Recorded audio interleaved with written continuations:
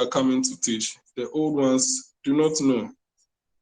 So it is for all youth MPs. These orientations are not to be taken slightly because you will learn a lot from this. The orientation is in two parts. As you can see, the first facilitator is Honorable Amano David Na. Amano Dina was the former Speaker Emeritus of HTUSRC Parliament, having served 2 times, and is our Deputy Executive Director in charge of Parliamentary Affairs. So he's in charge of all our parliamentary chapters. As of now, we have a chapter in Uganda as well as this main chapter in Ghana. He oversees all those, and he's also the majority leader of the Ghanaian chapter. He's as well one of our co-founders. So he's rooted into Youth Impact Parliament.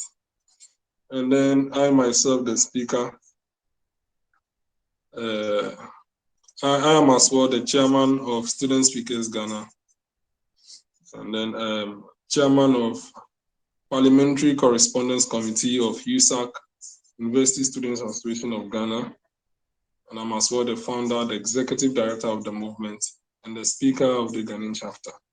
So Amano will be speaking on the history of Parliament, giving you exposure on some parliaments, talking about some national parliaments.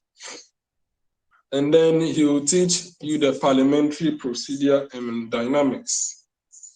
Then from there, I'll come in and I'll present on youth impact movements, the foundation in the parliament, who we are, and then what we expect of you as youth MPs, and giving you exposure on our structures, our leaders, and then all those. So Amano is speaking basically on Parliament, but I am speaking basically on who we are. So that is both the presentations for you. And before these presentations, it's important to let you know your constituencies, the Youth MPs. So that is it basically. And we are streaming as well on our Facebook page. You can go over there and share it as well. So, our members, let's move on to the next business of today. The next business of today, and that is fervently for you to know your designations. It's important that you know. Some of you are anxious where you have been placed. So it's important that you know where you have been placed. So don't worry, we'll show you here. As the appointment committee chairman informed you ahead, we cannot have double representation. So when the committee recommends one person for a constituency, all the others who applied for that will be given other constituencies. So it was due to that we had our wish to ensure that we have 29 applicants, because at the end of the day, we had 32 applications, and then 3 were dropped along the line due to the fact that we were so certain that they wouldn't come around. And as you know, in this house, if you miss 3 sittings, you are booted out. So since it was clear that they were not going to come, they were dropped along the line. And the 29 of you who availed yourself, and we are certain that you come around, you have been recommended by the committee for your respective constituencies. So at the end of the day, the main point is that you are representing a constituency and you come to the house. So worry less about who exactly you are representing, because the work is not in Parliament. It's not at the constituency, but it is in Parliament. So that is all for your notice. So we'll move on. Nations. I have the permission of the chairman to proceed on his behalf. So I hope you can all see the list. Can you all see the list? Okay. So with respect to the list, you can see that Our Youth MPs designate, I'm going to call the constituency and then your name. Okay. So for Abetifi in the Eastern region, we have Mary Tetega, Ablekuma North in Greater Accra, George Keku Righteous. Ablekuma West in Greater Accra, we have Raymond Atachi. Achase in the Eastern region, we have Tajuddin Haruna. Akan in the Oti region, we have Mark Bless Domevenu. Akim Oda in the Eastern region, we have Kofi Annan Kwansa. Aman Saman in the Greater Accra region, we have Robert Fiawonu. Yasotum in the Greater Accra region, we have Emmanuel Apia. Asena Akrusu Omanso, we have Joshua Tete. And then Akropong, we have Paramount Ellie Nelson. Please take note of your designations. We will as well share the list at the end of the presentation on all our social media handles. So for the 10 of you, these are your designations. Now, continuing the list, Asujaman, we have Senyo Nudi. Ayawaso Central, we have Central. Ayawaso Central in the Greater Accra region, we have Prosper Boateng. Ayawaso East in the Greater Accra, we have Oliver Pedra. And then Ayawaso North in the Greater Accra, we have Solomon Abumablik. Ayenswano, we have Oliver Mauli. I'm aware these two Olivers are two different people. It's not the same person. These two people are two different persons. So we'll find more way to distinguish their names. Yes. Brontiano English Amanfo.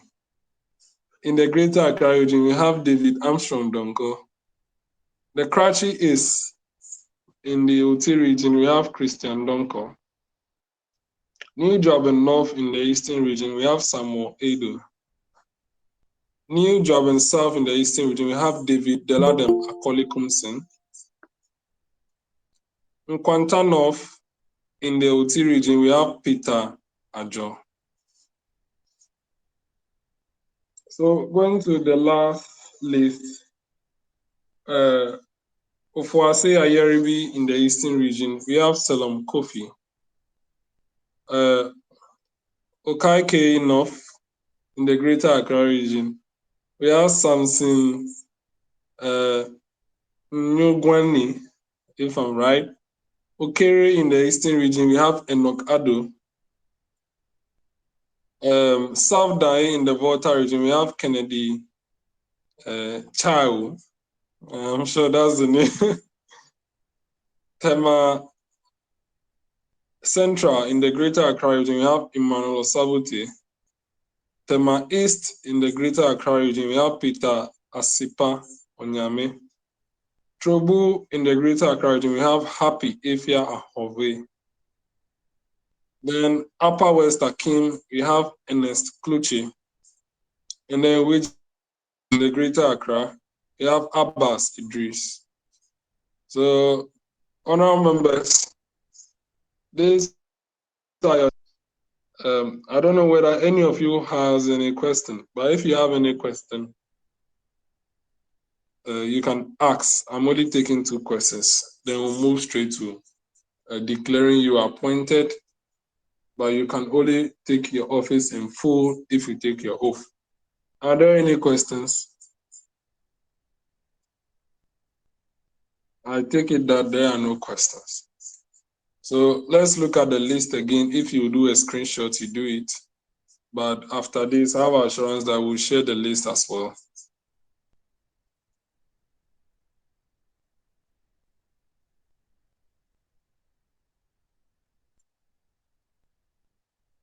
So, honorable members, per our convention, is the executive director of the movement that appoints the MPs and then the leaders of parliament, which is more like an external authority to the parliament, because the parliament is under. So I, being the executive director of Youth Impact Movement, I hereby declare all 29 Youth MPs designate as per the premature recommendation of the appointment committee, duly appointed until they take their oath to become substantive during our subsequent sittings. So congratulations to you all.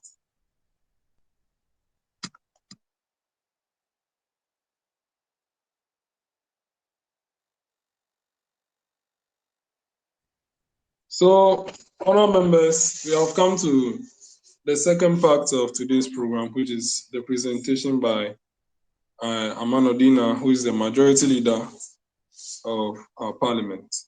So on this note, we invite him to take the floor and proceed to present to us. Thank you.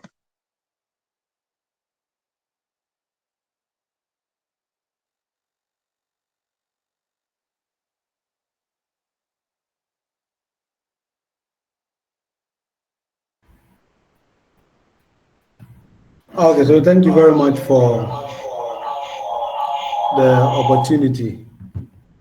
And I'm sure we are all doing fine, as I'm also doing fine currently here. And I also want to welcome you specifically all to Youth Impact Parliament. Uh, I know some of you already, and I will get opportunity to know some of you as time goes on. But to me, before I proceed with my presentation, I want to say something before I start. In the last session of the second parliament, of which that we started last year, August, some MPs were dormant, of which 29 were referred to the Privileges Committee for investigation why they were not able to come for seating.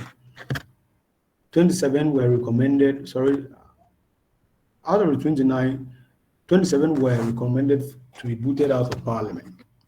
And after our last sitting in parliament the other time, we booted them out. So as I welcome you all to Youth Impact Parliament, it will be equally be interesting to know that if you also come in with the same attitude as the old MPs, I shall tell you that myself, the majority leader, will be the one to move the motion to be for you to be booted out. But that's just for the starting. You're all welcome. Youth Impact Parliament is the best place to be as far as our youth political space is concerned. We are learning, unlearning, and relearning.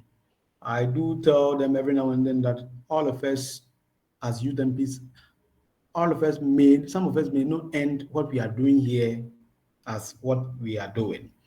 Some of us would like to take it further. And when we will take it further, what they are doing in the upper space is not so different from what we are doing here.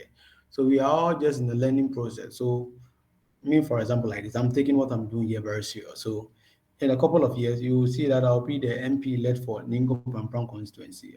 Can I get a year for that? Uh, that's just by the way. So we'll proceed with our presentation. So my presentation basically is to take you through Yeah. what Parliament is all about, so that we get some brief introduction about the National Space Parliament, and as well as the National Space Parliament, as well as a brief history of Parliament, how Parliament tends to operate, and a general overview of Parliament. So we'll start. So as you are seeing on your screen, Parliament simply is a name for the legislative arm of government. So people sometimes tend to confuse that when you go to Nigeria, for example, they call it the National Assembly. When UN, for example, call it what's the name, General Assembly. Some call it National Congress. Some call it Senate. Some call it what's the name, Federal Assembly. some call it Legislative Council, some call it Council of the Nation, and the likes. All these are simply names that has been adopted by each country to represent their legislative arm of government. So America, for example, like this House of Representatives. In Ghana, we have it at Parliament. When you go to UK, for example, we have the House of Lords and the House of Commons. All these are names of Parliament. So Parliament basically means the name for the legislative arm of government. And it is the most popular name among all the names that have been adopted by countries to be their name for the legislative arm of government. Now, we look at, if we say Parliament is the name for the legislative arm of government, then what is legislature itself? So, a legislature is a law-making body of a country, a state, a province, a country, a region, or any other body. So, for example, what we have at the SRC level, what we call the student parliament, is the law-making body of the SRC. Someone may ask, if legislature is the law-making body of a particular group, then what is Youth Impact Parliament? I will save that one for Honorable Jones when he takes his turn for his presentation to tell you what Youth Impact Parliament does, particularly as far as the legislature space is concerned. So you realize that what is a legislative body of a country made up of elected representatives from political democratic territories called constituencies. So, for example, like this, I'm the Youth MP for Ningo Mampram constituency. Our MP is Honorable Sam George, that was duly elected at the last election in 2020. So he is representing the entire constituency in Parliament as far as decision making and law making is concerned. So Parliament is the representation of the entire population of a territory. This makes it the highest court of the land, as well as in so many countries. So you realize that as we were engaged, as we were learning the three arms of government, we say Parliament, the legislature is the highest arm of government with the highest powers. So basically, there are a few things that we already know.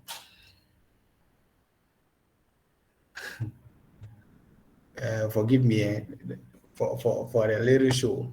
So when you look at the picture that you have on the screen, this is the National Assembly of Tanzania.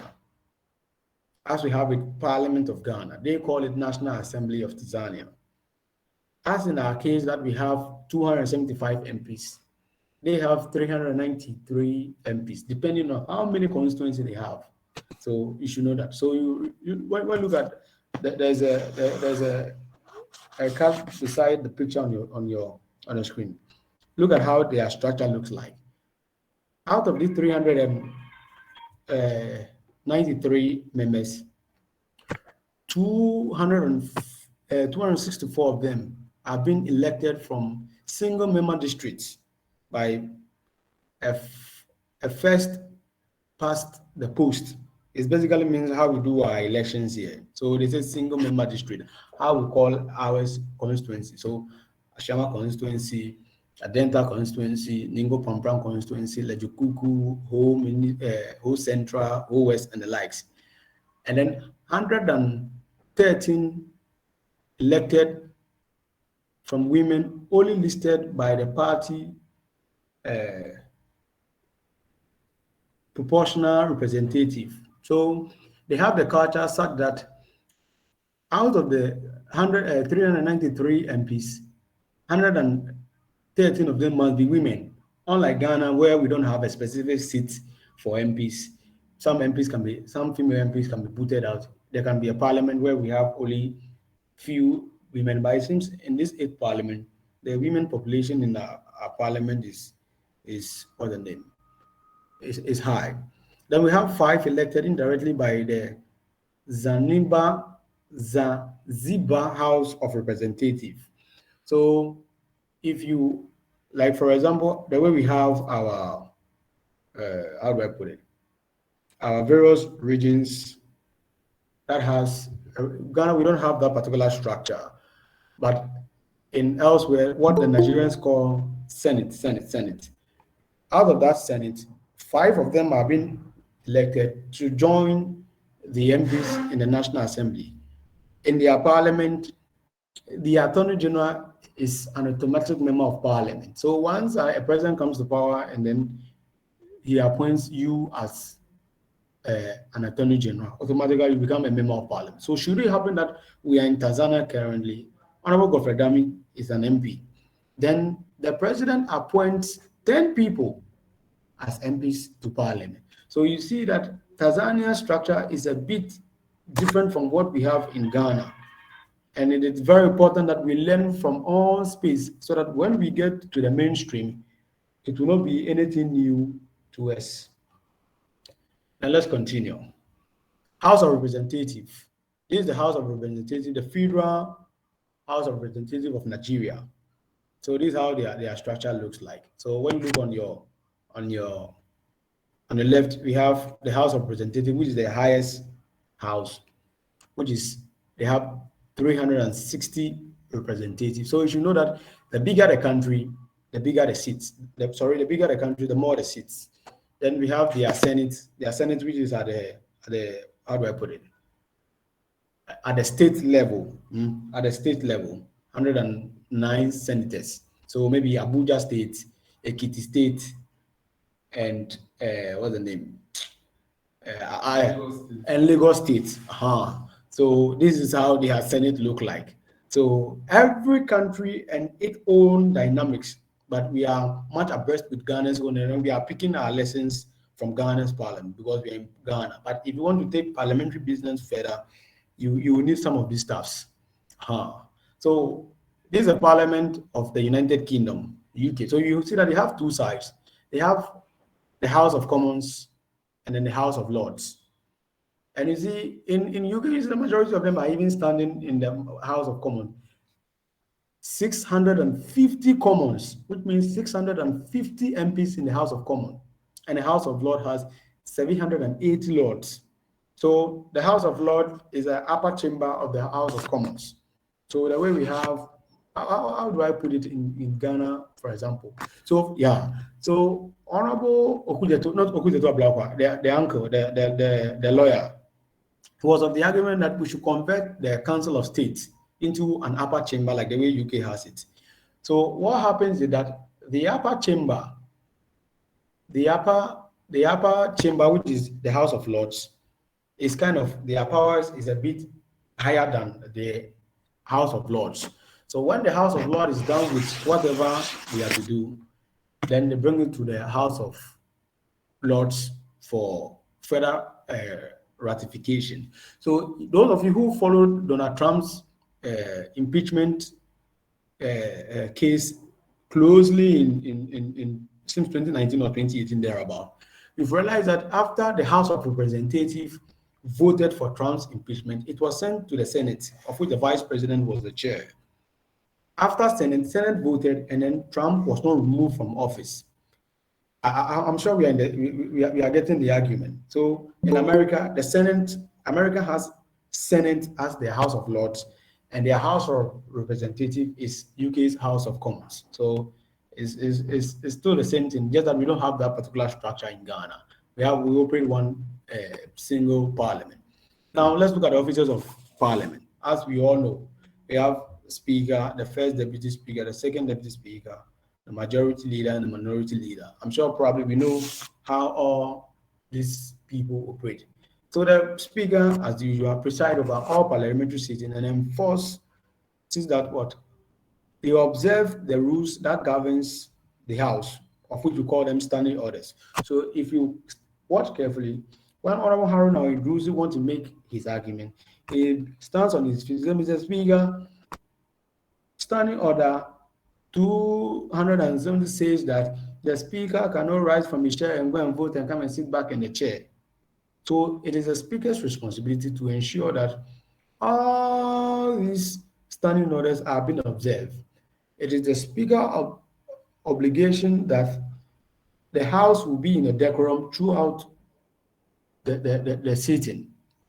So after every general election, the majority party in parliament, in consultation with other party members, nominates a speaker. So in our situation like this, after the 2020 election, Professor Michael Kwe, the party unanimously agreed that he should come back to parliament as speaker. Then the NDC brought Apan Bagui as their speaker nominee, and we all knew what happened on that fateful morning of 7th January, where my good uncle, Honorable Carlos Ahinkran, was faithfully beaten by what's the name, Mutaka. It was all part of the game, and it looks nice.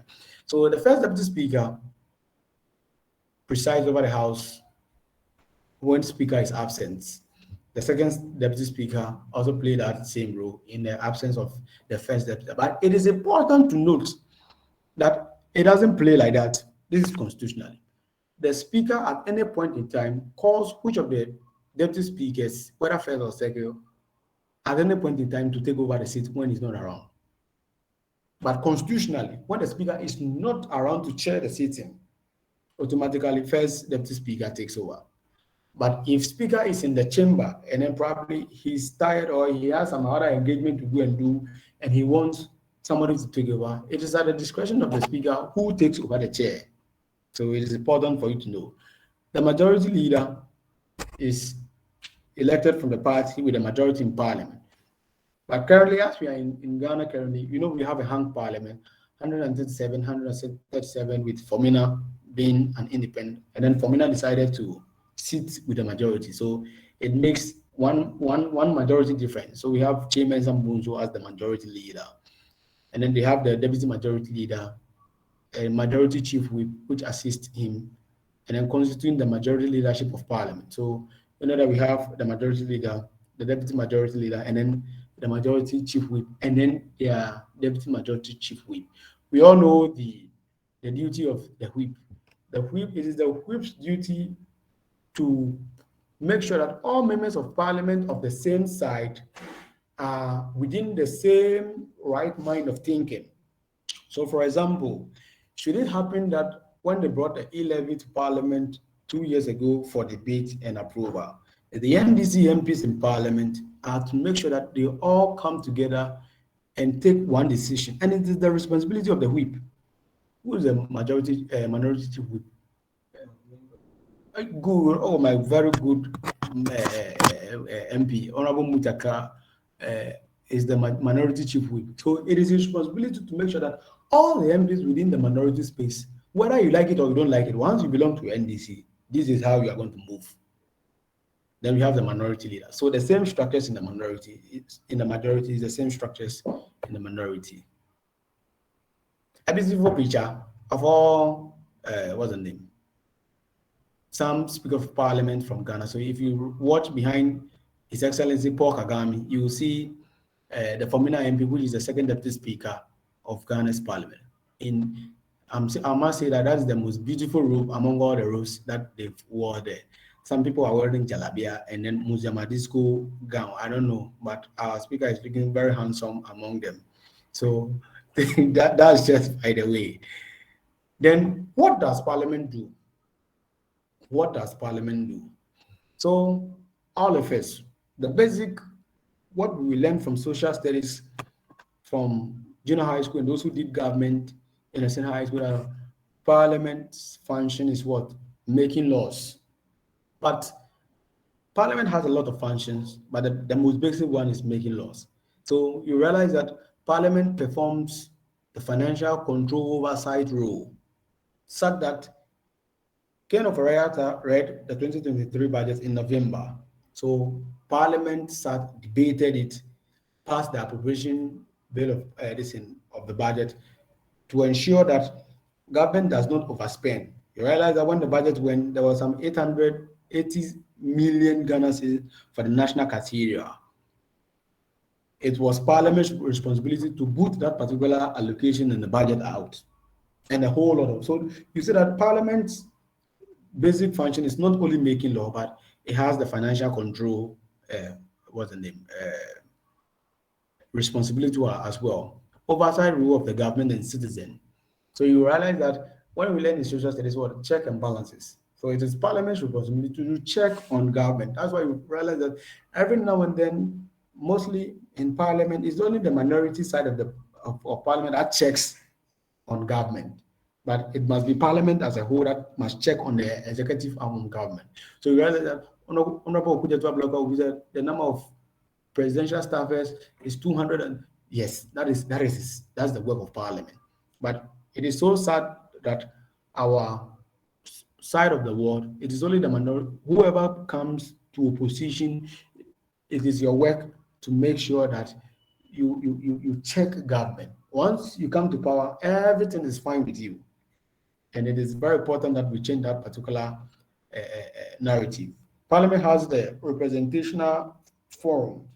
So my MP, for example, is the MP for Ningo Pampram constituency. So when there's a national cake to be shared, it is my MP's responsibility to get Ningo Pampram's own and bring it to us. Same as Honorable Kudedo Blakwa is to get Northtown's own and bring it. Same as Honorable Kudo's responsibility to get Whole Central's own and bring it to them. So it's like that. Then we have the deliberative functions, where Parliament, when Parliament is on break, you realize that majority of the MPs are in the constituencies, engaging with people, holding town hall meetings, finding out what their issues are, to be able to send it up and lobby for solutions for their people. So Parliament has a lot of functions that we'll be looking at it probably in the near future. So this is our beautiful Parliament of Ghana. Nice chamber, beautifully made, with all our cross symbols and everything, with all the 275 MPs and other members of the public in the public gallery. I'm sure this during the swearing in of the speaker, I'm sure. Composition of the 8th Parliament of Ghana. So, Speaker of Parliament, as we all know, is Aban Bagwin. So, the Speaker of Parliament is not a member of Parliament. So, if you could recall, in 2012, when John Mahama won the elections, Honorable Doa Jaho was MP for the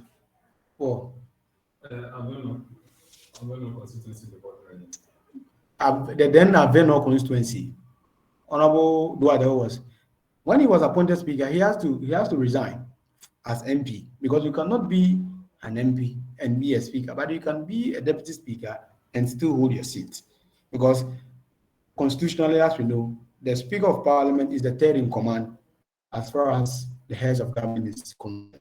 So from President to Vice President to Speaker. So Speaker cannot be an MP. So it's very important. We have 275 MPs in Parliament currently. 127 belonging to the MPP and 137 belonging to NC. So basically, we have a hung Parliament. So that is why this Parliament is very interesting. And then if it were to be the old Parliament, whereby the margin of seats is about 64 difference, I'm sure E-Levy would have drawn our truth, and a whole lot of things would have been passed easily. By this time around, the government in power is having a whole lot of hell when it comes to parliamentary business. Then we have one MP, the independent MP for Fomina, who decided to sit with the MPP, making them one more different majority than the NDC. So distribution of constituencies of Ghana. So we have Brong having 6 seats. Shanti region has 47 seats, making it the only region with the highest number of seats in Ghana. Bono has 12. Bono East has 11. Central region has 23. Eastern has 33. Greater Accra has 34. North East has 6. Northern region has 18. OT has 8. Savannah has 7. Upper East has 15. Upper West has 11. Western has 18. Western has 17, and then West North has, what's the name? 19. Timeline of Ghana, of timeline of the Parliament of Ghana. So the elected parliamentary tenure of every parliament is 4 years. And then within the 4 years, each year is term as session. So A session of parliament is a year within the 4 years of parliament. So currently, we are in the third session of the eighth parliament. So if you observe very well, you realize that when you pick the other paper or the official report of parliament, you see that they've quote the 10th maybe meeting of no sorry the 10th sitting of the 8th meeting of the third session of the 8th parliament. Sometimes you get a bit confused, but we'll understand the timeline from here properly. So within every parliamentary year, there are 4 sessions. Within every section, there are meetings. So meetings within the session of parliament every 3 months, with every 1 month recess in between. So you realize that we have what's the name 12 months in a year. So that's the parliamentary calendar of parliament. So you realize that from January, February, March forms the first meeting of this current session of parliament, which is the third session. So on in April, the MPs will be on break, what we call they are on recess. So that's why you realize that all the MPs will come back to their various constituencies and be engaging the people on how to go about stuff and then taking their problems. Then they will resume in May, June, July. Then in August, they go back to recess. Then they resume again in September, October, November. Then in December, they go back. So you realize that parliament structure is a bit nice. And you see, when you understand all these things before, probably one day you are elected as MP for Ablekuma North, you understand it perfectly. You will not be a first-time MP where you have a lot of things difficult to understand. Within every meeting, there are sittings. So Parliament can have 72 sittings within a meeting. So within that 3 months, which is currently January to March currently, Parliament can hold sittings maybe all the days to the ending of March. So you realize that they will count the 78th sitting of the first meeting of the third session of the eighth parliament. So when you go to Parliament's website, you can when you go for any of their official report or the official report or the voting proceedings, you realize that they've quoted on it. Very looking. So if you don't understand, maybe probably today you understand. Parliament meets from Tuesday to Friday each week. Monday is not part. Monday is a holiday in Parliament, with the presumption that MPs have traveled back on Friday. MPs have traveled back to their various constituencies to go and attend funerals and the like.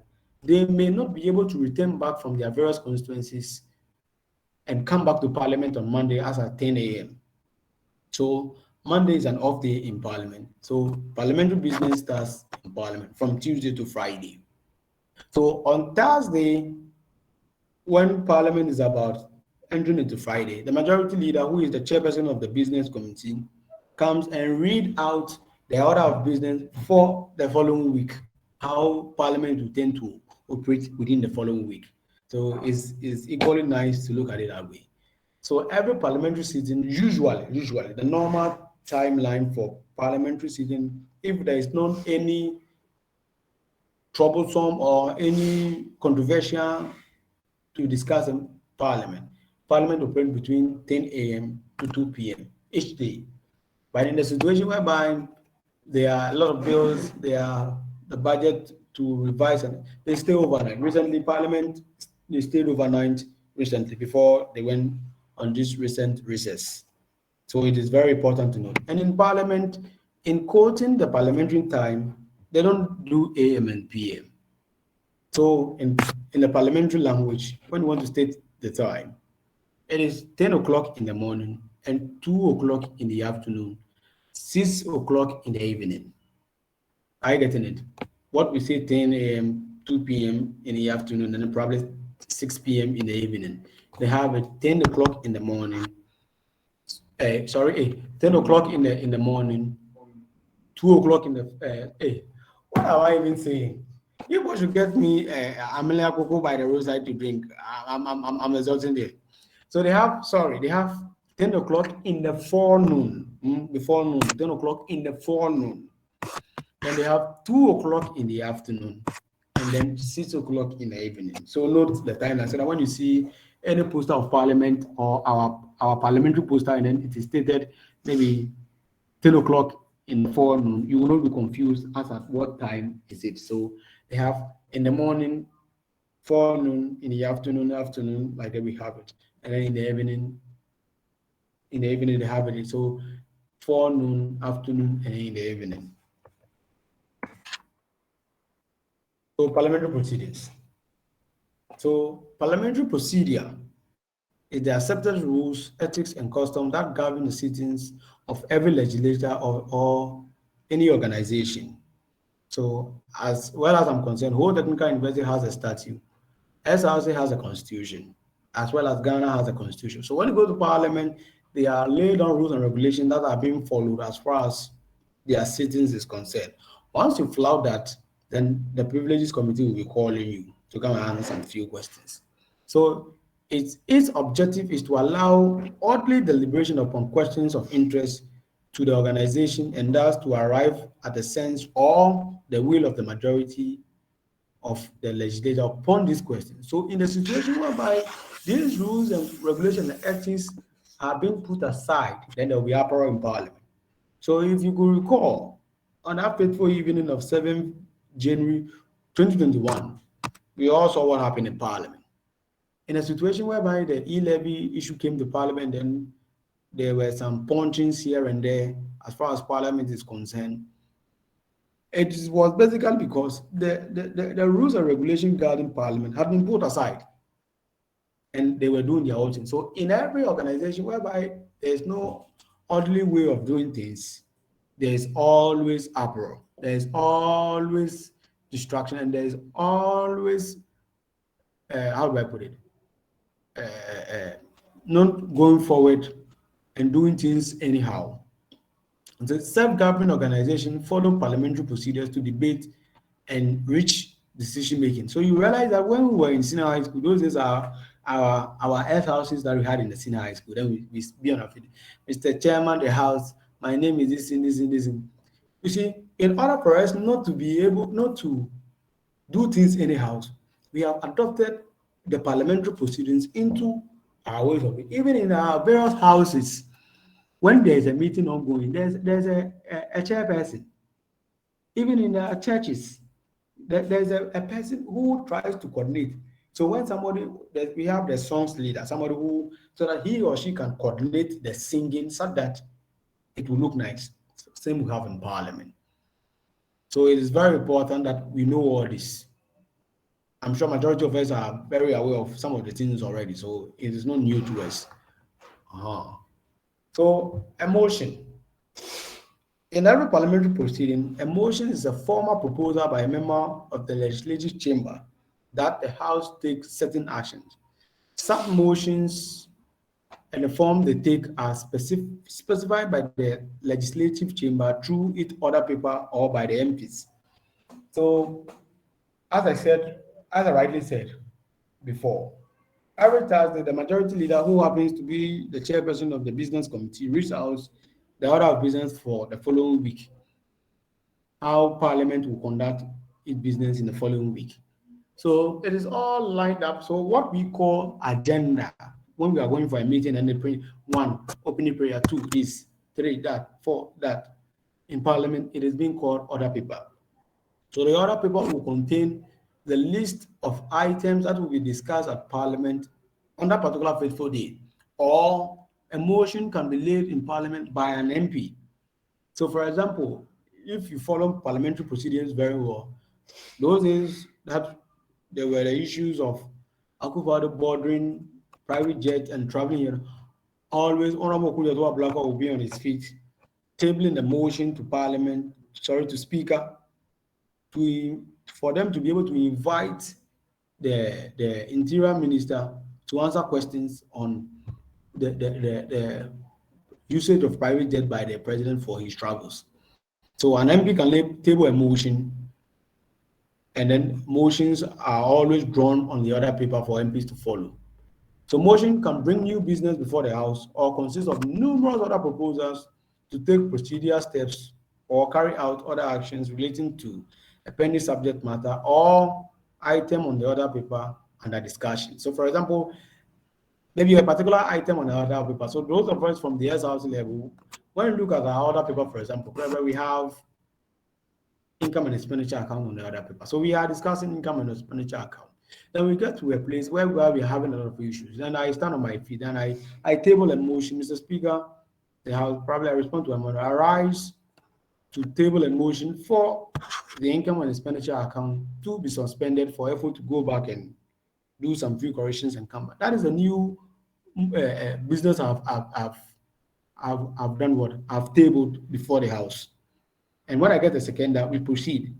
Or whilst we are discussing income and expenditure account, I've seen something that I don't understand.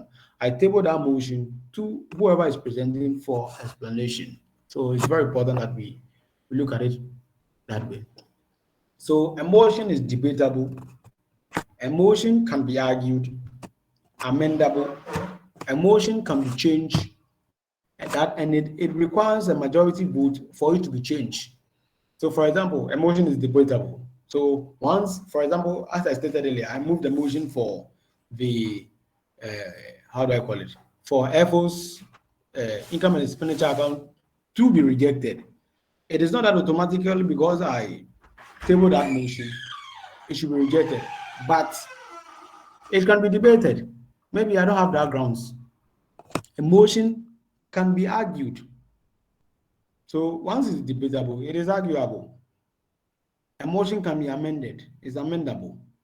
So the motion can be changed. So probably because I was of the view that FO's budget should be rejected, another person can table a motion to amend my motion such that FO's budget should be rejected, but a portion of it should be accepted for the council to begin its work. So you realize that the two motions are different. My earlier motion and then the motion that has been stated earlier is being changed. So we should know that. And before a motion can be changed, it requires a majority vote. So for the mere fact that I tabled my motion and then somebody made amendment to it, that does not mean it automatically holds. A vote can come by voice voting or secret ballot. So in the situation whereby those who normally come to yes, all honorable members in favor say aye, then they shout aye. All those not in favor say nay. Then we will do a few skirmishes, then we say the ayes have it or the nays have it. Or when it is a very delicate issues under discussion, we just put it by secret ballot and vote, and then we are there. We'll be gone. It should be noted that any motion that is being voted upon and then the vote has a tie, that motion is nullified. When I say a tie, basically means that maybe, for example, let's say they want to impeach me. Then the motion on the floor is keep Amono in office or remove Amono from office. If those who vote for Amono keep Amono in office and remove Amono in office get the same total of vote, it means that particular motion to remove me from office has been nullified and I'm free man. So that's why in this current parliament, it has become, in this current eighth parliament, it has been very difficult for certain decisions to be taken because 137. If you could recall, the former MP, the first deputy speaker has to vacate his seat for the second deputy speaker to take over the chair so that he can go and cast his vote in order for them to have 138 against 137. So should it happen that it was 137 to 137, the 11 motion in parliament would have been nullified. So in a situation whereby you vote and then you have the same number of votes for the same motion, that particular motion is nullified. So we must take note of that. Types of motion. So basically, we have two types of motion. We have the procedural motion and then the private motion. So basically, the procedural motion requires the business of the day. So as I rightly said, what majority leader does, he does the procedural motion. So all these things are put on the other paper. So the suspension of the House, motion for consideration of other paper. So you still realize that on our other paper as S House and then Youth Impact Parliament, you realize that we have Speaker's prayer, Almighty God, blah blah blah, Speaker's welcome address, this apology of absence, then it comes down to that, it comes down to whatever last item that will be on the other paper. That is procedural motion. Then we have the private motion. These are the motion that is being filed by members of parliament that may not be part of the business of the day. So after probably we have, so that is why in our situation we call it any other business. We term it as AOB. My good friend Honorable K2 said AOB means any other bump.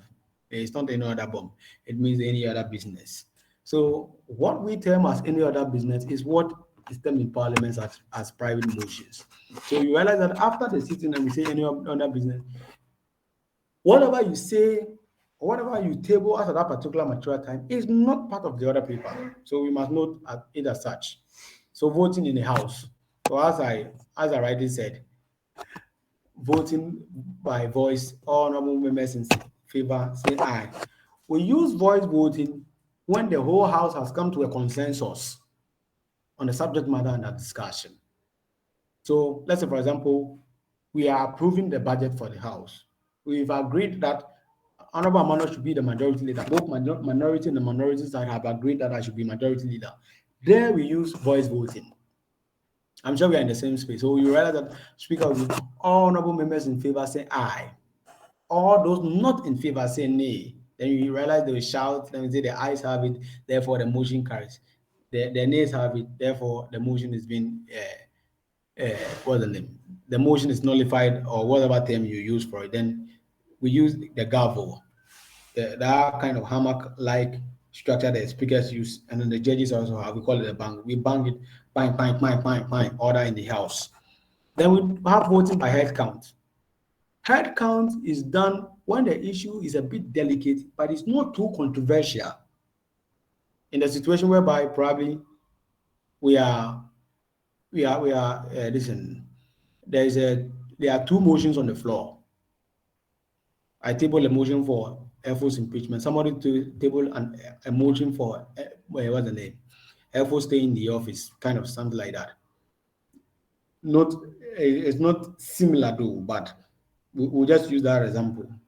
Impeaching somebody is a very controversial issue, but I'm just using that example so that we understand properly. So the speaker just make an open whereby the marshals of parliament will, so like the way say, those who are on this side come to this side, those who are on the no side go to this side, then will count. These people have 1, 2, 3, 4, 5, 6, 7, 8, 9, 10. Then people have 13. Then say the 13 people have won. So that's voting by head count. Then we have voting by secret ballot when the issues are very controversial, when the issues is a delicate issue on grounds as what we observed on the 7th of January 2021, where the voting of speaker occurred, and then my uncle, Honorable Collins Ahinkran, have to come and pick the ballot papers and run away. And that was eventually caught by Honorable Mutaka and given some few knocks, just by the way. Debating in the House. So, as we all know, those of us, I'm sure all of us attended basic junior high school, unless probably you didn't attend what's the name, junior high school, and you were so shocked to the extent that from primary all the way to senior high school. If we have one of you here, just put your hand up, then we'll clap for you. Now, those of us who went to junior high school, you can bear with me. A debate is basically putting out your argument. So it's still the same thing as done in parliament. So a debate is a conversation for members to share their ideas on the matter before the House in order for the House to reach a decision on a said matter. So when we put e-levy on the floor, some say it's not good, some say it will cripple the citizens, some say it will do this, some. So at the end of the day, we should be able to have a conversation such that we can come to a consensus. We can be able to come at an arrival that at the end of the day, e-levy is good. At the end of the day, e-levy is not good. Parliament debate questions to ministers, statement to the House, paper and report laid on the floor, bills at consideration stage, private members' motion, legislative and constitutional instrument, and any other business, they require debate. So when they put questions to ministers, So, for example, as I stated earlier, Honorable Kujato Ablakwa calling for what's the name? Interior Minister to come to Parliament to answer questions on the president's traveling with private jet and the likes. When it comes to Parliament, they debate the issues. Are born out of this the answers that are being given by the said minister on the floor. They debate the issues, whether it makes sense or it doesn't make sense. When a report is being laid in Parliament, it is being debated. When the budget was read, it is being debated. When a CI goes to Parliament, it is being debated. So it is important that we note as such. The plenary section of Parliament. So what we normally see on our television is the plenary session of Parliament, where you see the MP sitting and then some people sitting in the public gallery and then they do Mr. Speaker, order in the House. That's the plenary session. So speaking on the floor of Parliament, it is important that we must know this because it will help us at the long run. Any member who wishes to make a submission shall be recognized or permitted by the Speaker before making the submission. In the National Space Parliament, you can sit in the whole Parliament for one whole year, you won't speak. Maybe you have not put up a better attitude because in Parliament, catching the eye of the Speaker comes with a lot of responsibilities. You must not be anyhow. That's why you realize that sometimes we say we don't see some of our MPs on the television speaking and the likes. In the plenary session, most of Parliament work happens at the committee level. What we see at the floor is just maybe 10% of what the work of Parliament. Majority of the works happens at Parliament. For example, if the Education Committee, when the Technical University Bill was passed in 2016, about 300-page document that was presented to the Education Committee and then the subsidiary legislative committee in Parliament. Just look at the volume of work, page by page, reviewing every word by word before they make recommendation to the floor for approval. So you realize that majority of Parliament work happens at the committee level. That's why sometimes when we say we don't hear some of our MPs speaking on the floor, they've done their work at the committee level already. So when it comes to Parliament, they have nothing to say. A motion must move for approval or its nullification. So it's very important that we know it from that particular. So before you speak, speaker must give you the opportunity before you speak. If you try to speak all by yourself, you will eventually be sacked. So me there, I've sacked a lot of people from my chamber when I was speaker because you must be able to put up a very good attitude. All submission must be started by addressing the speaker and the house. Self-introductory, your name and position or the constituent before your statement, and you must start. Mr. Speaker of the House, I respond to Amano David now, MP, Youth MP for Ningo Pampang constituency. I beg to, I rise to, right? I beg to or I rise to. So I beg to move the motion. I rise to move the motion. I beg to second the motion on the floor, or I rise to make a submission on this. So every member shall address him himself solely to the speaker when making submission and draw the attention by acknowledging the speaker. So that's why we said earlier, Mr. Speaker of the House, so that Mr. Speaker know that you are speaking. When you finish speaking, you add thank you to your so that Mr. Speaker to indicate that you are done with what you are saying. So for example, Mr. Speaker of the House, I respond to Amanda David now. I rise to make a submission on the subject matter under discussion. In a situation that rice and stew is not good for my health and the like, and I want banku and okra stew, Mr. Speaker, I thank you for the opportunity to indicate that you are done with what you are saying. So it's very important that we look at it from that particular angle. No member shall leave the house without the permission of the speaker. So in our housing space, you realize that when you want to go out, we say walk to the center of Parliament and raise your hand up beyond your head for speaker to notice you and ask you to go out. You can't go out by yourself. I mean, when you go out by yourself, you will not return. You'll be outside and be there. Then we have debate rules. The speaker or deputy speaker and the leaders of parliament shall be referred to by their names of the offices they hold. So, for example, Majority leader. When I'm in parliament, I'm majority leader. I'm not MP for what's the name? Ningo Pampram constituency. When you are speaker or deputy speaker, you are called by the name of the office you hold. I'm sure we are in the same, we get it. So I'm majority leader. Though I'm MP for Ningo Pampram constituency, but by the virtue of me holding the office of majority leader, I'm majority leader and not MP for Ningo Pampram constituency. I'm sure we are in the same space. And all honorable members in the House shall be described as my honorable member or the honorable gentleman, not the guy sitting there or the lady over there. So you realize that when we are making the submission, we want to do a follow up. Thank you, Mr. Speaker of the House. I respond to Amanda David now. The Speaker arrives to make a follow up on the submission made by my honorable member, or my good friend, Honorable this. It's very important that we look at it that way. Two, Mr. Speaker, Mr. Speaker shall not take part in any debate before the House. So, in our style of parliament, the Speaker does not take part in the debate. He only sits down quietly and listen to you when you are speaking. And so, it is Speaker's responsibility to coordinate the House so that the debate will go on well. So, a Speaker's work is like a referee on the pitch. The referee does not take part in the ball play. Sometimes you see some of the referee playing the ball, but it is the speaker's responsibility to guide the house. When you are telling lies, the speaker will tell you that you are telling lies. That one you should know. When you are going out of order, the speaker will let you know that you are going out of order. And when you are not to say something before the floor, the speaker will let you know that you can't say this on floor. So it's very important. Any member who defies the rules of debate or deviate from the order paper shall be called to order by the speaker or any member of parliament. So as I rightly said, so if you are speaking on issue with e-levy and you are bringing LGBTQ, you are deviating.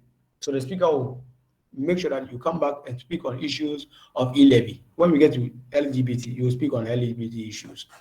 The speaker have the reserved right to ask an honorable member making a submission or delivering a debate to pause or to resume his seat without the least resistance or hesitation. So you can be talking and the speaker will kindly resume your seat and you resume your seat because he is the speaker. He owns the house. And under no circumstances will you challenge Mr. Speaker that on his decision why you should resume your seat. So it's very important that we know this. Rulings of the speaker. So the ruling of the speaker are like the verdict on cases before the house. The speaker mostly rules on matters not brought by motions. So the ruling of the speaker becomes the precedent and must be held to without debate. So for example, when an issue is on the floor, and then after they say all honorable members in favor say aye. All those not in favor say nay. And then they say the ayes have it. Therefore, the budget for this has been approved. That's the ruling of the speaker. Whether you are happy or you are not happy, that is the ruling. It's the same as going to a law court and the judge makes his pronouncement. So you see in the news that a particular man has stolen a bunch of plantain and has been sentenced to what's the name, 15 years in prison.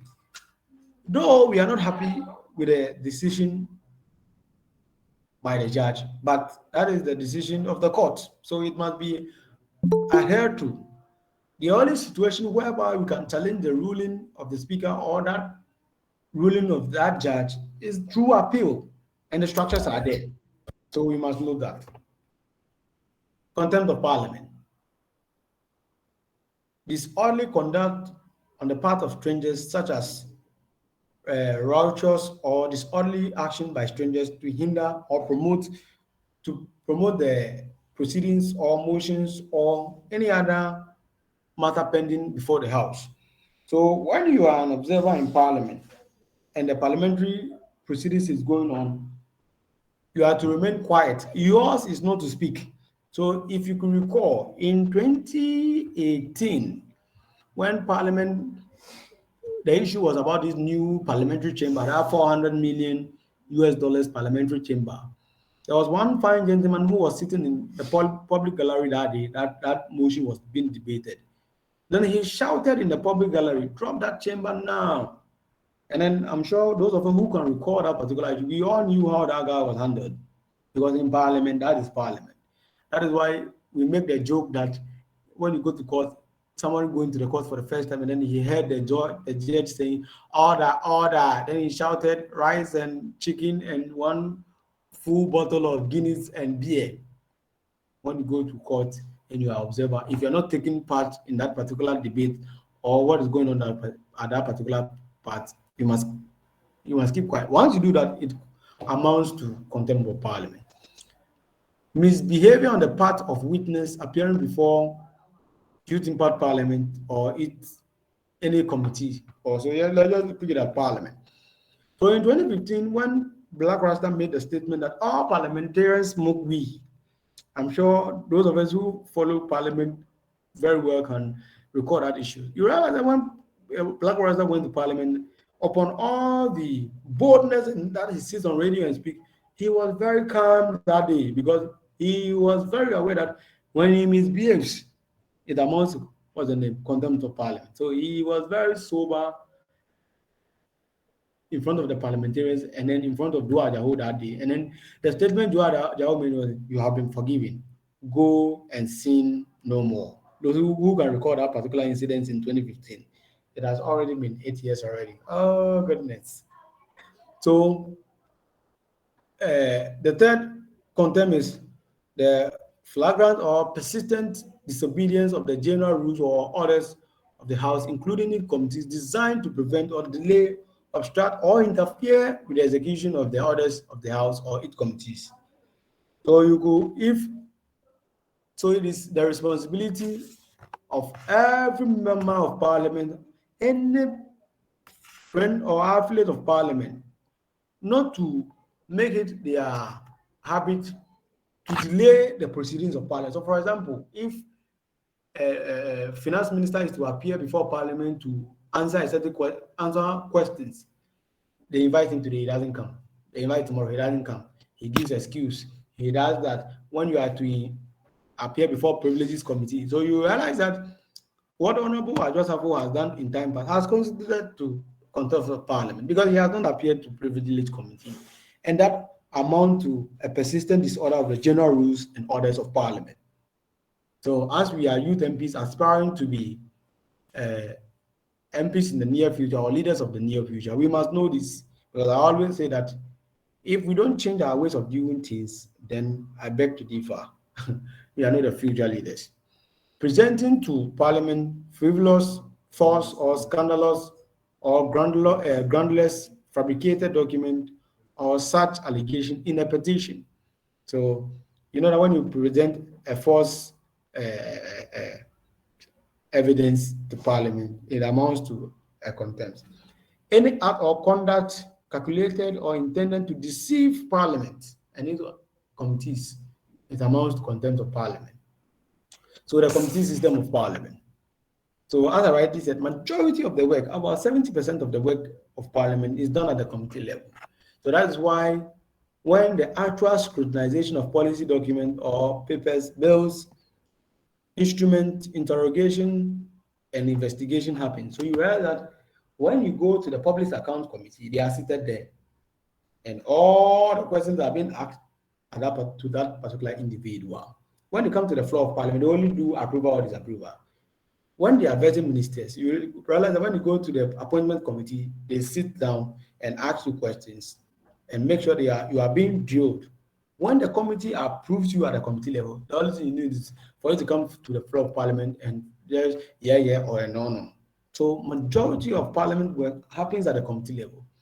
So at the committee level, all members have equal opportunity to contribute on the matter as compared to the plenary session of Parliament. So it is very important to know that at a committee level, if a committee has, let's say for example, 17 members on the committee, on the education committee, it is the responsibility of every member, all the 17 members, to contribute to issues that have been brought to them by probably the education service or anything relating, what's the name? Anything relating education.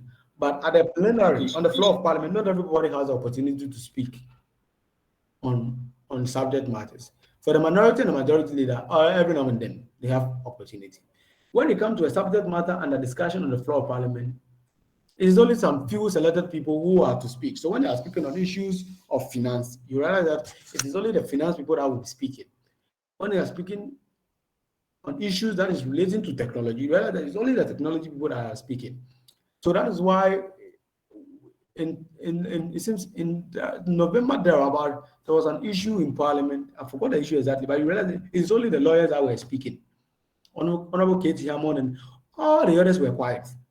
You realize that my good friend Honorable Okujetu Ablakwa was equally quiet because that is not his field of expertise. So you realize that in Parliament, not everybody has opportunity to speak at a particular time. Then we have the interventional science that we use. So those of us who are very familiar with this, it's not anything new. Point of order is a feast, it's not a first. So kindly do that correction. It's a feast. So a feast, I'm sure we all know a feast, unless probably you want to tell me that probably you have not attended a proper basic school like mine.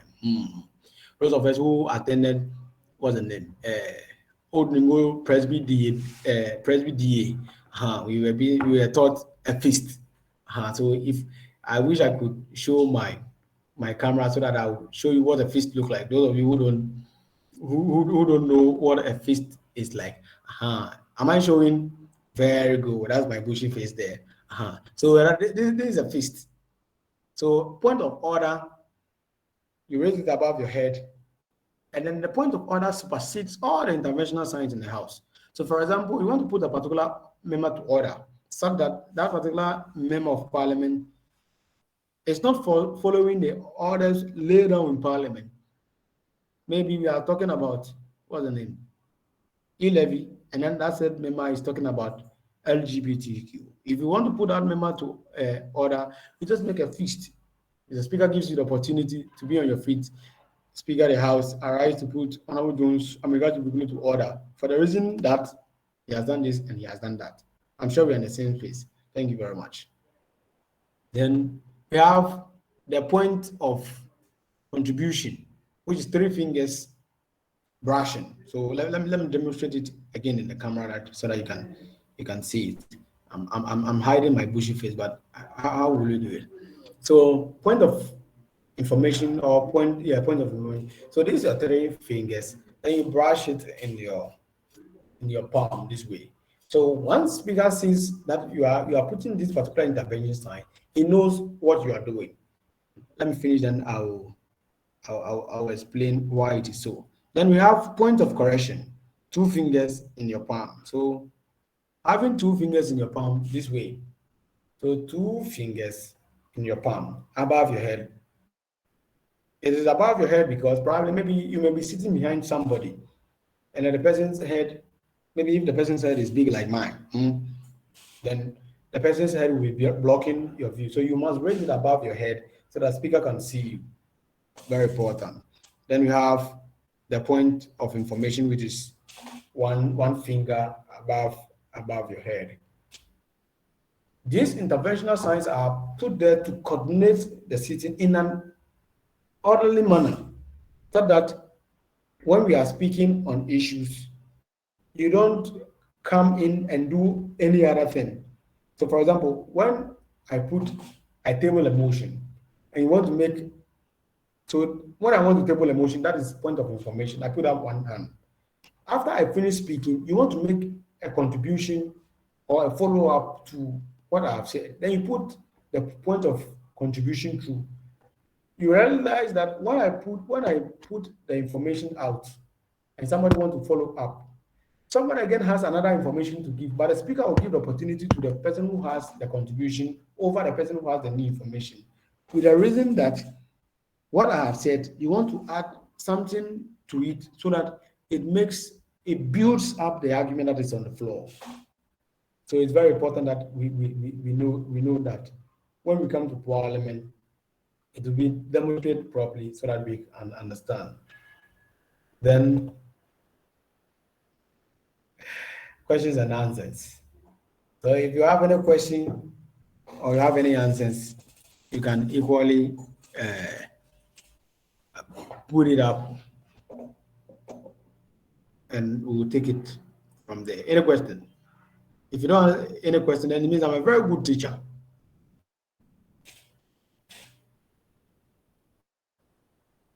Any question? Please don't let me believe that I'm a very good teacher. No questions.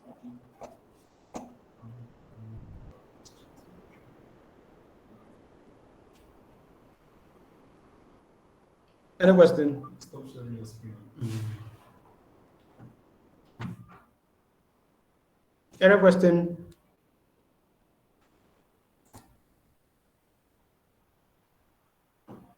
Any question? If there's no question, then I thank you all very much for the opportunity. I'm sure we have learned a few other things this evening to have added to what we already know. So I thank you very much. Thank you very much for the opportunity.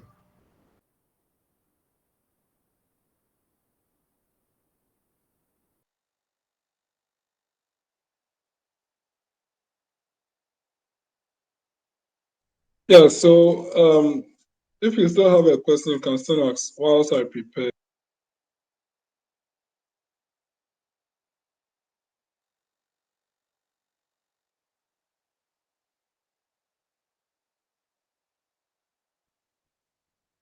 Okay, believe we are all fine. Okay, so since you don't have any question, I'll proceed with my presentation, and then after that, if you have any question on both, you can ask your questions. So moving on, let me just keep on our slides. We did the slides together, so the reason why he has my session and I also have his session. Okay.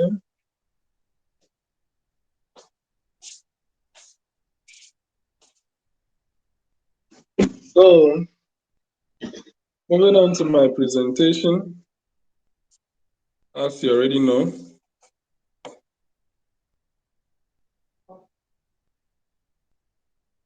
I'll be taking you through Youth Impact Parliament, what we do here, and what we expect of you. So Youth Impact Parliament, the Youth Impact Movement, this is the profile of Youth Impact Movement.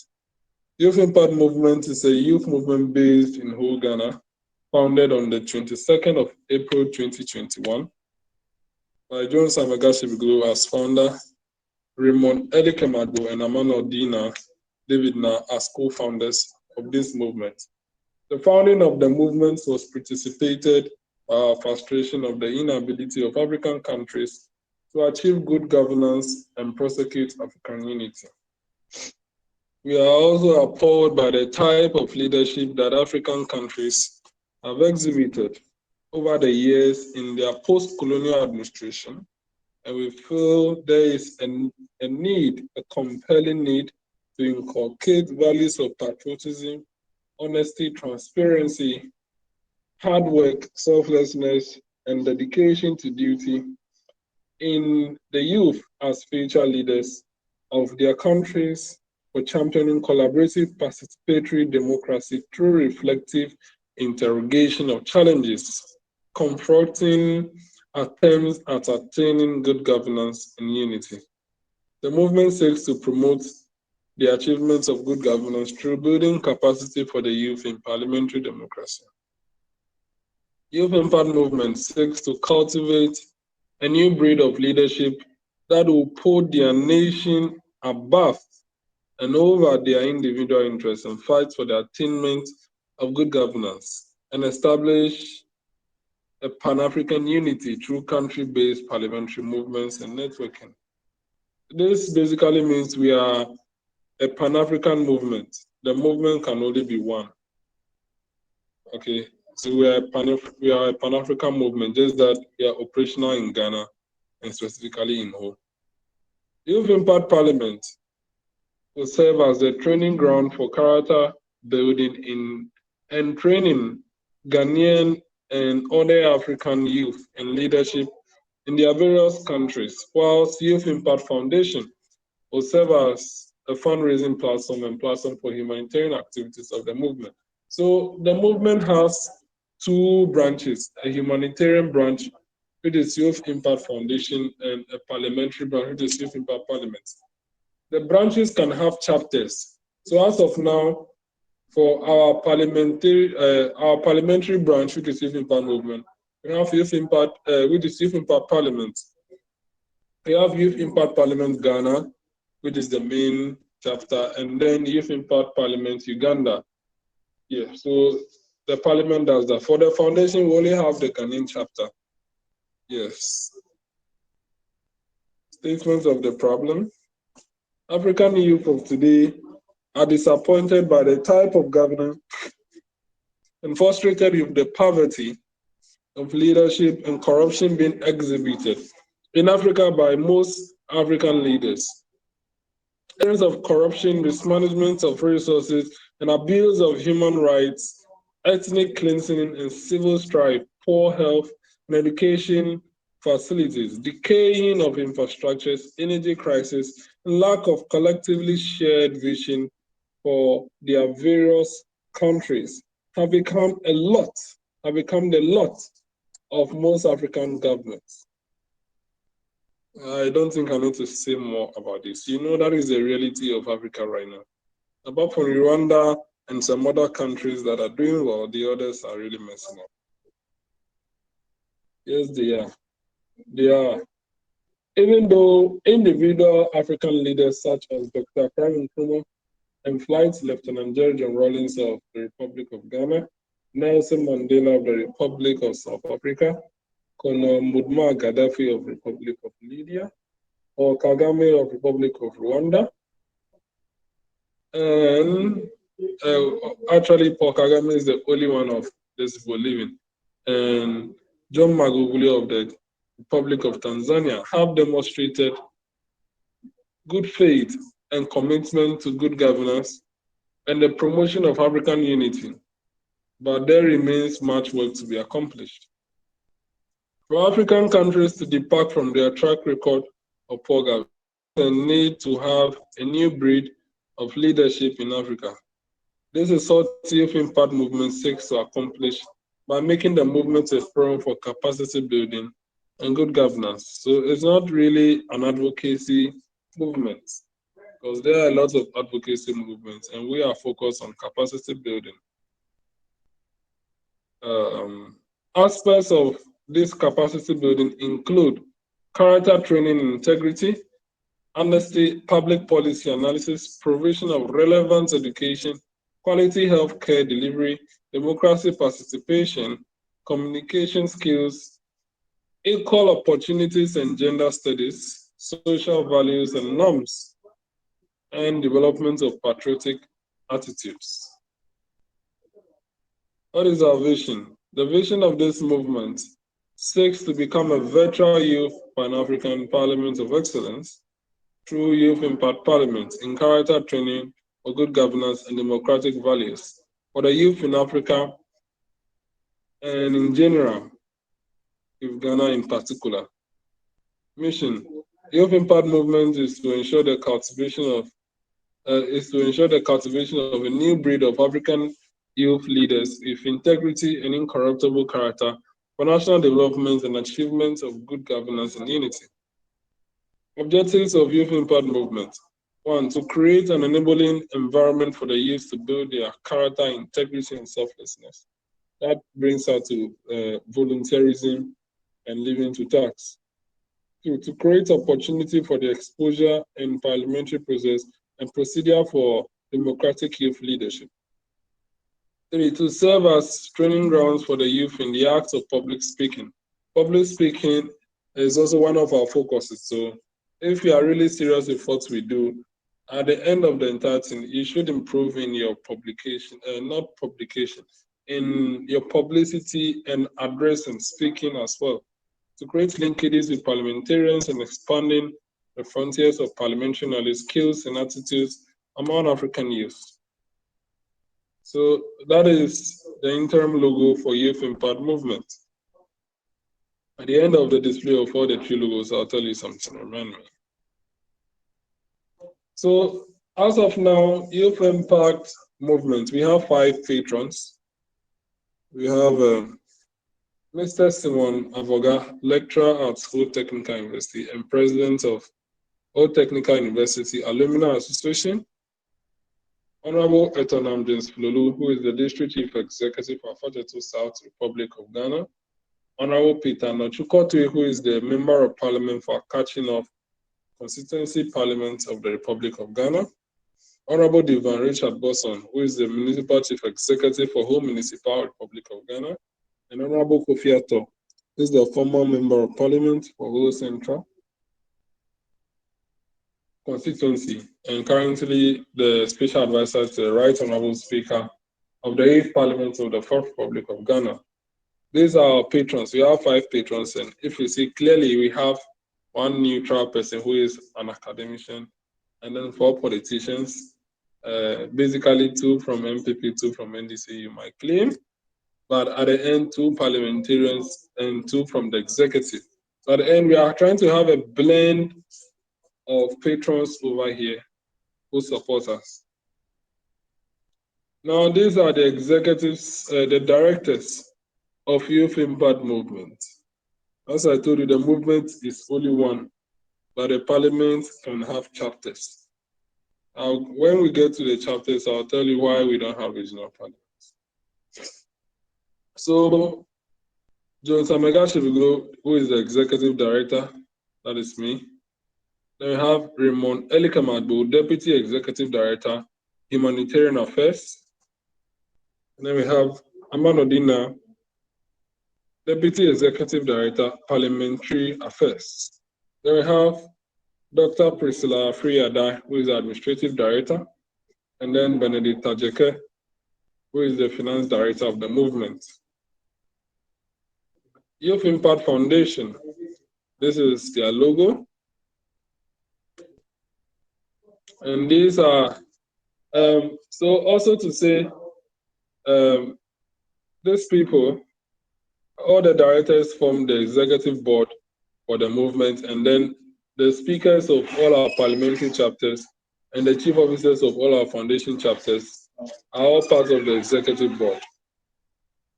So that is it. So this is the executive committee of our Youth Impact Foundation in Ghana, of Youth Impact Movement. We have Ramonelli Kamadbo as our chief officer. He is currently the deputy executive director in charge of the humanitarian affairs as well. Pegita Dodbefu, who is the administrative officer. Isabella Anthony, who is the communication officer. Augusta Apeni Dape, who is the operations officer. And Roger Ayaovizoni, who is the financial officer of the foundation. So these are the people who manage our collaborators, our supporters, and yes, all the people who want to donate us, and then all those they are the ones who are the helm of affairs for our foundation in Ghana. Maybe we'll get another chapter of our foundation in Uganda, hopefully. So this is the logo of Youth Impact Parliament. Now you can see it looks like it's the same design, just the writing changing. We have taken this decision for a reason. We want to stabilize our brand.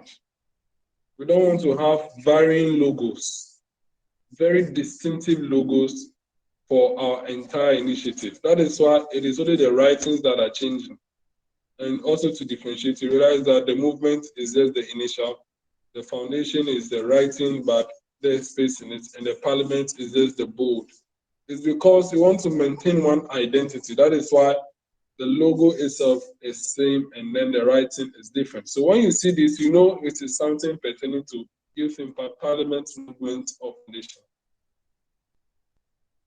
So before we even talk about Youth Impact Parliament Ghana, of which all of you here are part of. Let me acknowledge Youth Impact Parliament Uganda. Our speaker is Right Honorable Leonardo Asime, representing Kashonge constituency. And then his deputy is Right Honorable Kawaki Wasura, representing Kampala constituency. So for now, those are the only two people we have sworn into office. That is how we only recognize them. They are hoping to have their second sitting either this January or February, and then we'll swear in all other members. So moving on to Youth Impact Parliament Ghana. This is the Parliamentary Service Board, and the chairman is the speaker. The secretary is the clerk to parliament. The majority and the minority leaders are part of the board. The marshal is part of the board. We have one member of parliament who is part of the board. And the two deputy speakers. The two deputy speakers are co-opted members of the board. So the board manages the parliament, and they are under the supervision of the deputy executive director in charge of parliamentary affairs at the movement.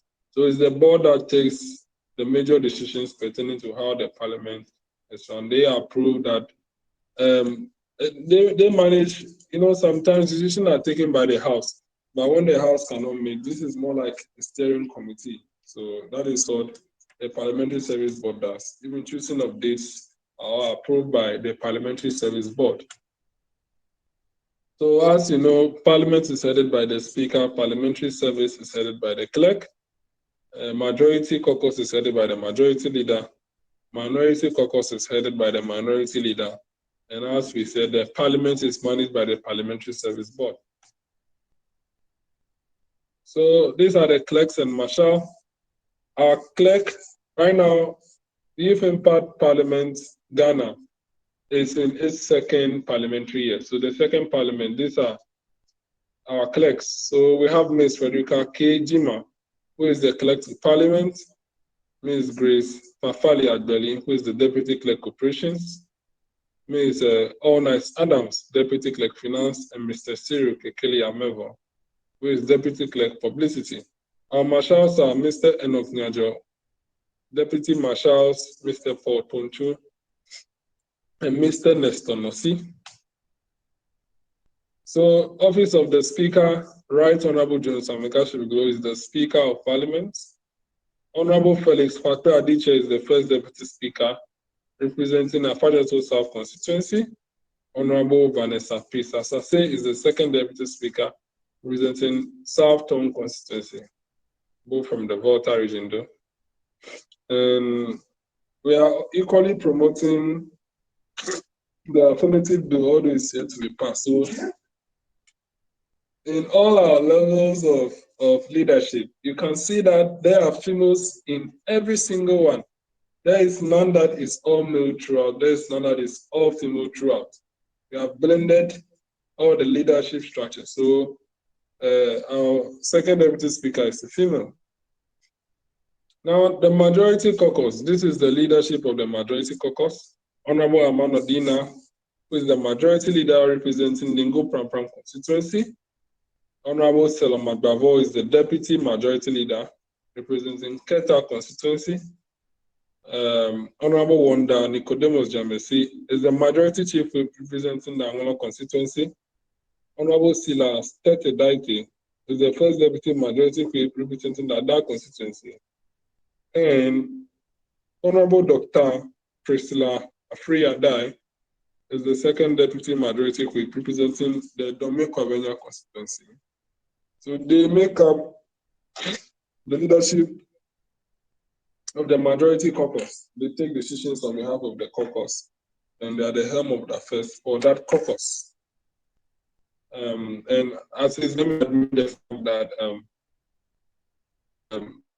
some health assistance among us, but our fresh graduate doctor, who is equally the administrative director of the movement, is equally here, being our only MP with the title doctor, officially to be confirmed this week. So congratulations to her. So the minority leadership, we have Honorable Erasmus Kofi Ahianu, who is the minority leader representing Ablekuma South.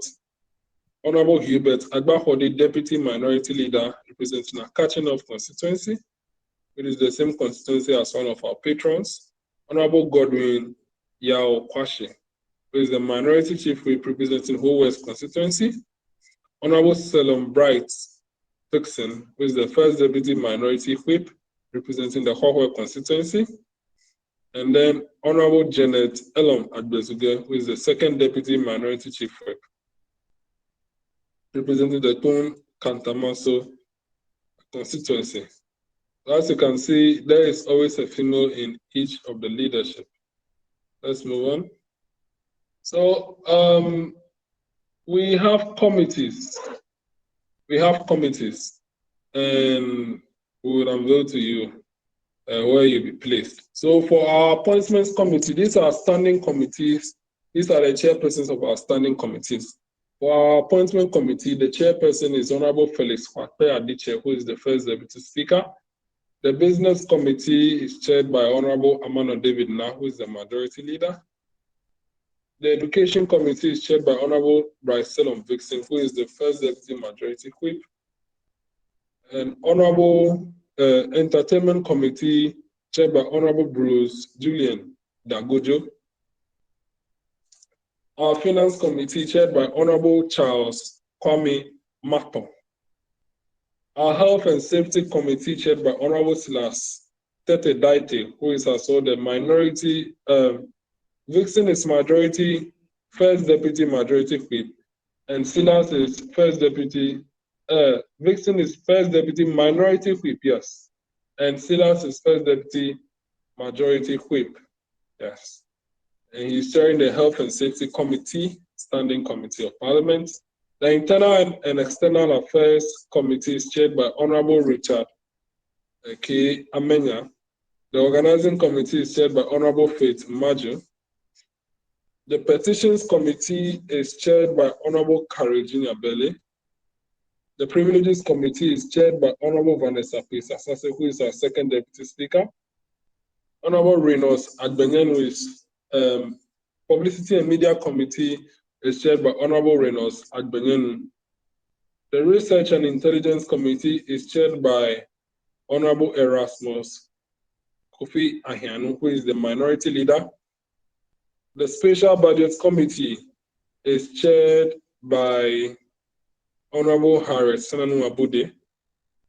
The Sports and Games Committee is chaired by Honorable Adamu Osman. And then the Standing Orders Committee is chaired by Right Honorable John Samegashi Biglo. The Welfare Committee is chaired by Honorable Vincent Kwashi Moto.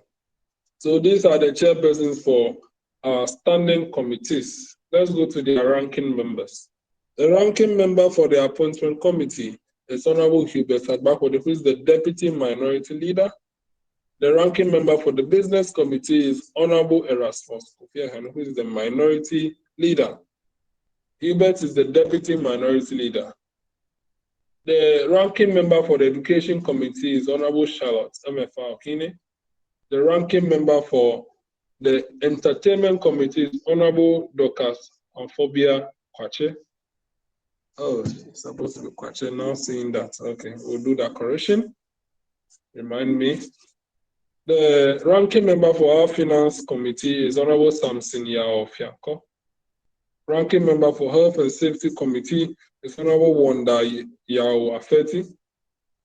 The ranking member for the internal and external affairs committee is Honorable Eric Kojopa. The ranking member for the organizing committee is Honorable Emmanuel Ofe. The ranking member for our petitions committee is Honorable Michael Seyofori. The ranking member for our privileges committee is Honorable Salama Dawa, who is the deputy majority leader. The ranking member for our publicity and media committee is Honorable Joshua Akagbo. The ranking member for the research and intelligence committee is Honorable Amano Devina, who is the majority leader. The ranking member for the special budgets committee is Honorable Theophilus Bine. The ranking member for Sports and Games Committee is Honorable Evans Gidi. Ranking member for our Welfare Committee is Honorable Enoch Sodoji. So these are our ranking members. And then that's it all. Now let's move to, we also have select committees, but select committees don't have ranking members. Our standing committees are 16 in number, and our select committees are 19 in number.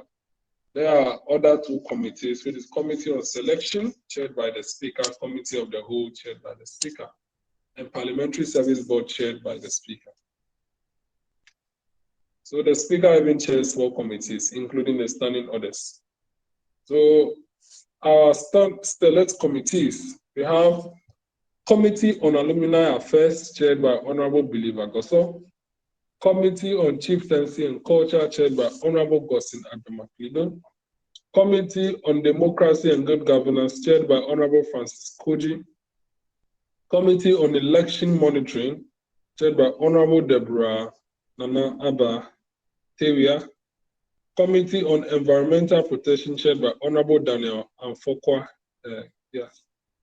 Committee on Foreign Affairs, chaired by Honorable Obed Chris Glipo. Committee on Gender, Children and Social Protection, chaired by Honorable Kendall Elizabeth Mante. Honorable Committee on Government Project Monitoring, chaired by Honorable Bright Orison Aku. Committee on Human Rights, chaired by Honorable Innocent Dometo. Committee on Judicial Affairs, chaired by Honorable Joel Otridako. Committee on Legal and Legislative Affairs, chaired by Honorable Emmanuel Hendike.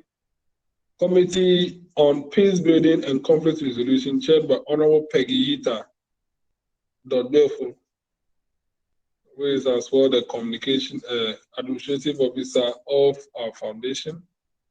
Committee on Religion, Christianity, and Islam, chaired by Honorable Reverend Stanley Adio. So, apart from having one doctor as part of us, we also have one reverend, and he's chairing our religion committee. Committee on Road Safety and Transportation, chaired by Honorable Raymond Elikamado. Committee on Pupils Relation, chaired by Honorable George Semabia. Committee on Standard and Cost of Living, chaired by Honorable Roger Ayavizumbe, who is also the Financial Officer of our foundation, and Raymond is as well the Chief Officer of the foundation and is Deputy Executive Director in charge of Humanitarian Affairs. Honorable Committee on Student Relations, chaired by Honorable Samuel Kisi Ampedu. Committee on Technological Development, chaired by Honorable Sheriff Nado Zuzi. And Committee on Youth Development, chaired by Honorable Emmanuel Iahaji. So you ask, it's like all the positions are finished. As you could recall, this is the second session. So we choose our leaders within the first session. So those of you who are really interested in leadership positions, don't worry. The third parliament will be formed very soon. And should you join again, we'll surely pick some of you to head a committee. So don't worry. Don't worry at all. So this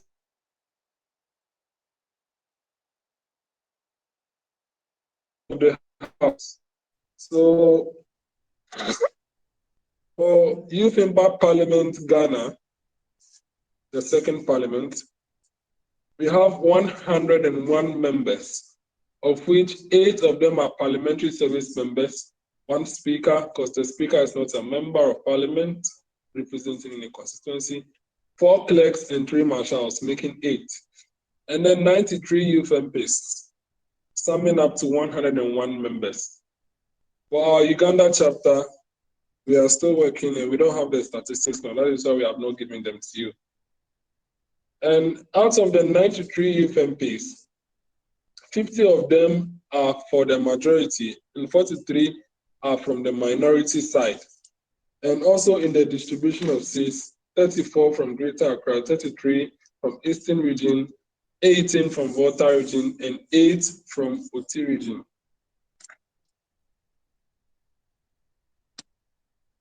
So that is the statistics of the House as of now. All our standing committees are 9 in number, of which one of the deputy clerks is the secretary. And as you know, it has a chair and a ranking. So leadership alone is 3, and then other 7 members. But all our select committees are 5 in number. Yes. Duties of all members, in all the 101, with me inclusive. We are to attend sittings of the House. Sittings are held once in a month. We would surely hold a sitting in a month. That is why we set the dates long time ahead and communicate them to you, so that it wouldn't be anything that we just do randomly. We set the dates a long time ago and we communicate them to you. So we hold sittings once every month, and all members ought to attend. If you will not attend, you ought to seek the permission of the Speaker. It is in order 36 of our standing orders. We'll share the standing order with you right after this. We all ought to attend sittings of the House. And when you attend all sittings, you are being publicized as being one of the consistent members. So take note, if you're not attending, you ought to seek the permission of the Speaker. We sign attendance and we record sittings. So if you allow someone to sign on your behalf, once you don't show in the video, the table office will obviously not put you in the votes and proceedings as having to be present at the sitting. So we have votes and proceedings, and then official reports as Honorable Mano informed you. We also equally have that in this house. Yes, but our actual official report, which is parliamentary debates, is the video, because the video records whatever you say. In Parliament of Ghana, whatever you say is being typed out, but we don't have that strength. So our actual official report is the video. Yes, but there's a summary, an abridged one is what we present, which is more detailed, and then the votes and proceedings focus on attendance and major decisions being reached. So all members are to participate in all activities of the House. Apart from the plenary sittings that we do have seminars and orientations such as this. Committee meetings, you all ought to participate, be vibrant, and respond to your chairpersons. So please, in the general group, the caucus group, and then if you are part of the leadership, you need to be participating in this meeting so that we know you are active. It will look like the pages are plenty, but it is necessary in order to establish our presence. You ought to participate in all our activities, and if the foundation is doing something, you get involved as well. If the movement is doing something, you get involved. The movement does virtual leadership seminars, and if you're interested in sharing or you have someone who wishes to speak to us, you connect us to the movement and we'll schedule a virtual seminar with him. You should participate in all our activities. The next one is follow all our social media handles. Majority of our MPs are not even following our social media handles. Apart from our WhatsApp group that all of you are there, we have a Facebook page. You have to follow the Facebook page and, as possible, share whatever we have there so that people will know what we are doing. We have a Telegram account. You have to follow that account as well. We have a Twitter account. You have to follow that account as well. We have a Telegram group. You have to follow that one as well. And we have a YouTube channel. You have to follow that one as well. The link is being shared not less than twice in a week. So on no base we do claim that we don't have. We also have an official Youth Impact Parliament contact. All of you are to save that contact as Youth Impact Parliament so that when we share broadcast messages, you receive it. That contact will be sharing information every day on our pages. And it takes time and dedication. So you need to appreciate our commitment as well by giving us feedback. And if you have recommendations on how best we can improve, you as well make those recommendations. I hope you get it. Publish the house and share our posters. We will do posters for every MP, our leadership posters, programs, and then all those. When we share these posters on our pages, share them on your status as well. It's all part of your duty. Publish the house, make us known. When we do your poster, put them on your social media accounts and let them know you are Youth MP here. So share our posters and publish us. Don't leave the publicity to only the Youth Impact Parliament contact and some of the members who pick up the vision. You as well should as well share, publish the house. Because when there is something good that you want to associate yourself with this, don't only associate yourself when the good is visible. As well, publish the house, and as well, you are our communication outfit. So where other issues come, you can as well do damage control. Don't leave it to only the deputy clerk publicity or the chairman and ranking member of the publicity and media committee. So share our posters and get us, if there are people who want to come and associate, connect us. Share the Youth Impact Parliament contact to them, they will respond, or whatever question they have. So please share us and publish the house. Fulfill all financial obligations. As you all know, when you compare us to other houses, you realize that we are not even charging and then all this. Let me just cite an example. Youth Leadership Parliament, they charge you as much as 200 Ghana cedis for your application if you want to be a Youth MP. Our forms are free. I appreciate that. So when we are levying you or maybe dues payment, at least try and pay that, because for now, paying of photography and then refreshment is borne completely out of the dues. So if you don't do so, we wouldn't be able to provide those at our sittings. Yes, because for now, the forebearers are handling other costs that they wouldn't want to impose. So all of you should try and pay our dues. And if you want to pay even more than what the House agreed, just do so. The Deputy Clerk Finance has taken notice and will surely appreciate you. Contribute to the growth of the initiative. Whatever you have that you think might improve, you can speak to me as well, the speaker, or your leaders, and let's work on this. Okay. So we can do a lot. Some MPs have even approached me that we should do a donation, and are working on that as well. It might not be fast, but we'll surely do it. And when we have our deliberations, we'll improve on it. Okay, this house is more of activism. We are not only into public attention. We do a lot. So we record our sittings even for a reason, so that if in case people don't really come for our sittings, we still have a recording to share. So contribute to the group if you have ideas, share them, and then whatever you do which is good will equally affect us. Dynamics for your attention. Each MP is part of a caucus. For the seats that you have, the seats that have been designated to the new MPs, these seats already have caucus affiliations, so we are just going to fit you in there. So when we publish the list, your caucus affiliation will be made known to you. Of course, after this, we'll publish the list and you see which caucus you are part of. Each MP is part of at least one standing committee and one select committee. We are working on the committee on selection report, and the committees that will be part of will be made known to you. But I have assurance that we'll be part of at least one select committee and one standing committee. So the chairpersons, we have added them to you.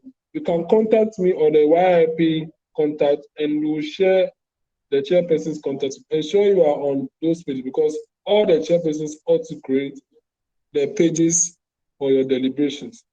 Each MP will have a dedicated poster. Yes, all of you will have a dedicated poster to you, and then we are hoping to even create. We are working on a poster for the regional distribution. So even your caucus color quotations will be indicated on it, and you will be on that one too. Each MP will also be on committee posters. We are equally working on poster for each committee, so that the whole world will know which committees you are part of. So the pictures, if you have submitted a picture that I think is not nice, you can send the one that is nice, the YIP contact on myself, and we'll work on it for you. Because we are going to do a poster for each of our committees. You see how we are working on publicity? We are trying hard to outdoor you as well. We are not like all other houses that you join and then no one knows you are there. We are going to publicize you. So please, we are going to work on that as well. And note that we are saying capacity building. It is reflecting in what we do, because more than 50% of MPs are holding leadership positions. We have 35 committees. And each of the 35 committees, the 16 of them have, the 16 standing committees have ranking members. The 16 standing committees have ranking members, apart from the standing orders committee.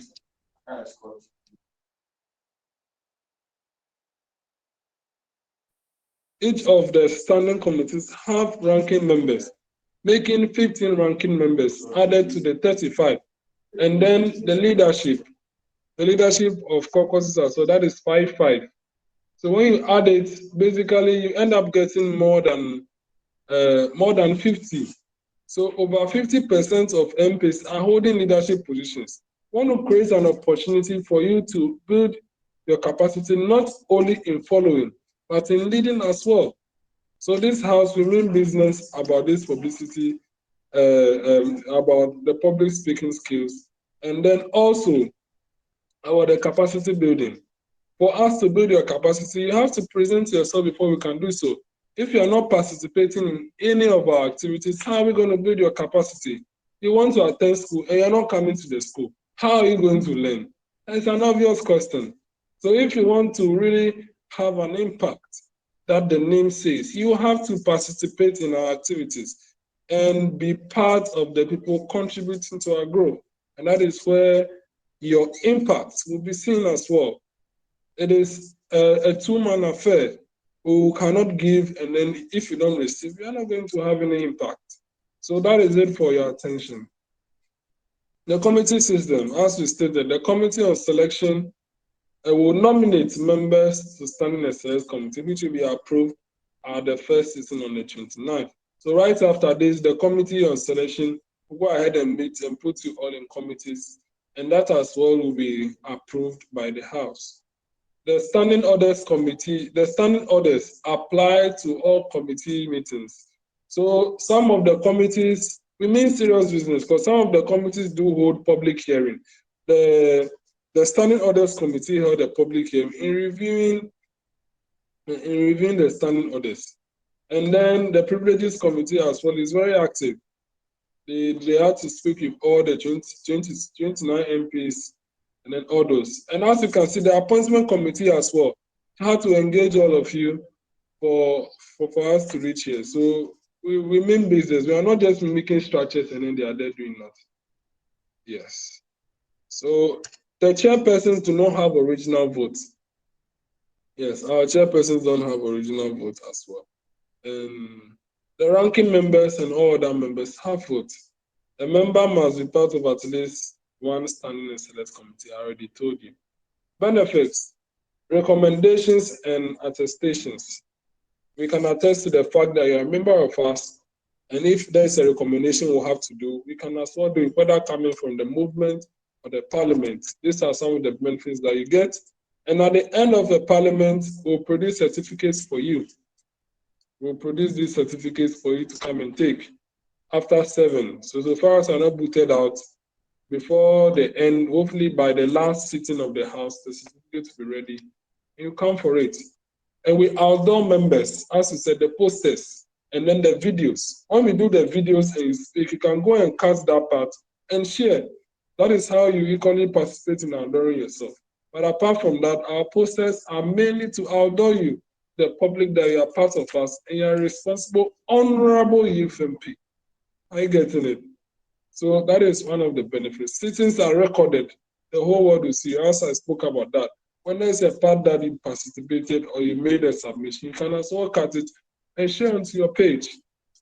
Learning and getting acquainted with parliamentary procedures. You say the majority leader taught parliamentary procedures. There is a loophole in our educational system. They teach you and no practicality. So we don't only teach. We'll give you an opportunity to demonstrate what you have learned. That is through our sittings. Yes, so that is it. And then lectures from experienced persons. The movement holds, so far we have held 14 virtual leadership seminars in 2022, and we'll be holding more seminars in this year. So even if you have experienced people that you feel we should feature, you can as well connect us to them, and then we'll be holding more lectures for you. These are some of the benefits you get. Please, there is no monetary benefit. For the attention of all members, we don't pay allowances. No, we don't do that. Please take note. So don't be seated anywhere expecting I'll be paying you allowances. This is a voluntary organization for the records. And all we are seeking today is to build capacity. So please take note of that. Honourable members, this is the end of the presentation. Are there any questions on both presentations? Are there any questions? If you have any question, you can unmute yourself and speak. So we are open for questions right now. We are open for questions. Yes, please. I have a question, please, Mr. Speaker. Yes, please take note that. Yes, is this so? Idris, kindly ask Yes, your. please. Okay, Mr. Speaker, I'm Idris Abbas, the MP for Wijagbari, yet to take my oath. I have a friend here, your constituency, your constituency. A, I have a friend here who is from Lower Manya Kobo, and he is willing to take part in the activities of the Youth Impact Parliament, and he will be joining us at the uh, at the general meeting. Mr. Speaker, I want to know if he can come and the position of the Lower Manya Kobo will be given to him as he served at the Youth Second Parliament of the Youth Impact Parliament as the Member of Parliament. Please, I hope my question has met your kind consideration. Thank you, Mr. Speaker. Yes, thank you very much for your question. For the record, we already have an MP for Lower Manyakrobo, who is, I'm sure, Honorable Bini Tupulos, who is the ranking member for our Special Budgets Committee. So as of now, for you to become an MP, you go through a process. You could recall that you equally went through a process. So he cannot just come and then without going through the process, and then he will be accorded that title. But for now, he can come and be observing. He can be following and be coming for our sittings. The second parliament will be dissolved hopefully by August, and the third parliament will be formed. So hopefully by June, we would open nominations. All seats will open nominations because that when the second parliament ends, your tenure as a youth MP ends. So we'll open nominations for all constituencies. And if you want to continue serving, you can apply for the same constituency or another constituency. And he can equally apply and then he'll be considered. But as of now, we already have 64 MPs and we just added the 29 over here, making up the 93 that we have. So on no basis can he become a member just by coming for our sitting on the 29th. But he can join the movement. We have the form for joining the movement. For joining the movement, you just need to fill a form. Just fill the form, and then right after you submit the form, you're a member of the movement, but not an MP. For the MP, you go through a process just like you have equally gone through. So that is it for the record. I hope he understands. Yes, please. Thank you very much, Mr. Speaker. Yes, please. Any other question?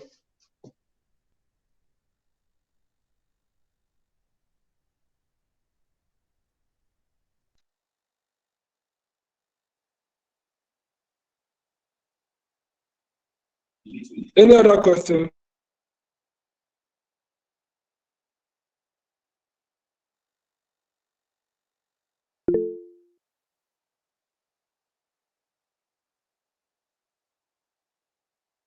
Yes, Kofi Brempom, ask your question.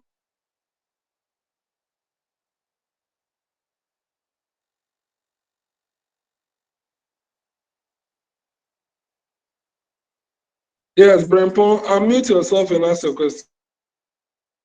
Okay. Um, Honorable Speaker, Enoch Addo, I applied for a constituency. I don't know if I've been selected yet since the list hasn't been brought out.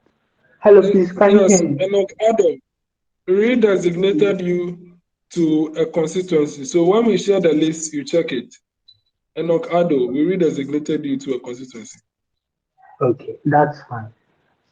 My question is, as the Youth Impact Parliament, what what for example, when we go for a sitting, what issues do we talk about, and then how are these issues brought up? That's what I want to know, please. Okay, per our proceedings, we have our own matters and procedures. We do talk about issues of national interest, issues of regional interest, international interest, and even our locality over here, matters affecting education, health, and then all those. So the business committee as well proposes a motion for debate, which will be the main debates of the day. And that motion is prior to the end of the sitting. We discuss that motion for about an hour, having views from all other sides, and then we have a consensus. But apart from that, you being part of a committee as well, you can discuss matters there and bring it to the attention of the House. And also, commencement of private business. We have statements, we have petitions, and we have questions. If you have a question, you can as well bring it and it will turn into a deliberation. If you have a statement on something that you felt the House has not taken, or just want to inform the House about it, let's say President Akufo-Addo has now become the door of the entire world, you can as well present a statement on that. And at proceedings, we'll listen to you and we'll make comments on it. And if you have a petition is a parliamentary prayer. If you have a petition, which is a parliamentary prayer, you can as well present it, members comment on it. So this is not like an SRC parliament that we are only focused on what happens at that particular SRC. This is a parliament that provides an opportunity for you to have your take on matters of national, international, regional, and local interests. And that is what we do. And we record our proceedings. So it's not like you say it and then it's gone. It is put on record, and office holders, even the president of Ghana, might have heard of this by now. Because if in case you don't know, parliamentarians at Parliament of Ghana know of this. Because one of them is our patron and he speaks about us. So they are equally listening to us. So whatever you say on floor, you don't say it and then that's the end of it. It is put on record and people can make references to it and you can equally make reference. So this is a very dynamic house, a universal house, and not only a narrowed focus house like other SRC parliaments. Thank you. Emmanuel Apia. Yes, Enoch, have we answered your question?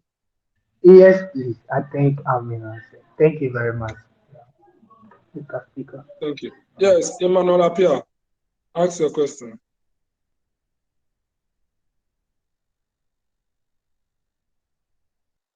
Yes, unmute yourself and ask your question.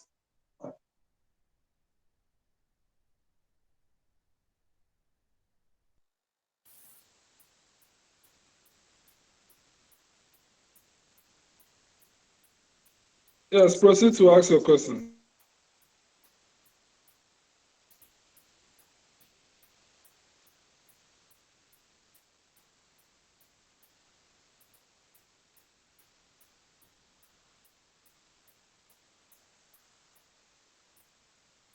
Yes, Emmanuel Apia, we are listening. Ask your question.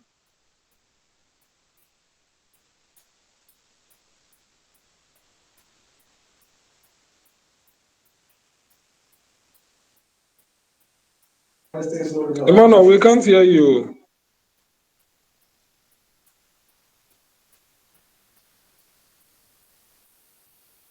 Are there any other questions? Because we can't hear Emmanuel right now.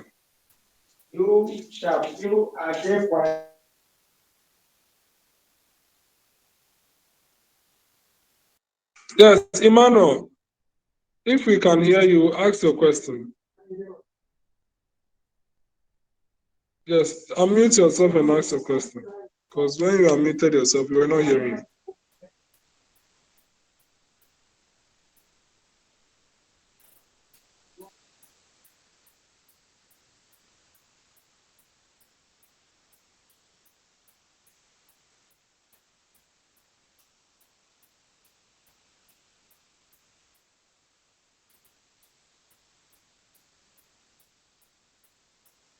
Yes, Emmanuel, we can't hear you.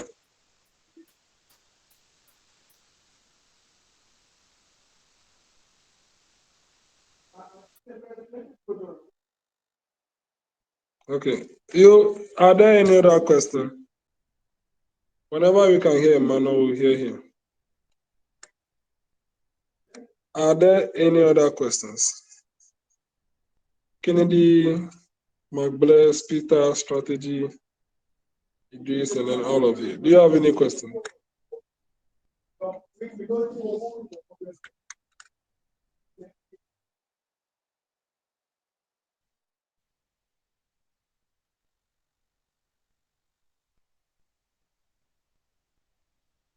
Okay. I believe we are all sorted, if I'm right. Yes, sir. We are still taking question of answers.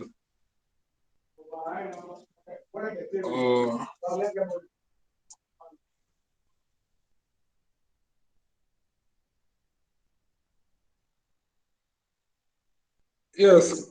Kennedy, do you have a question? No, please.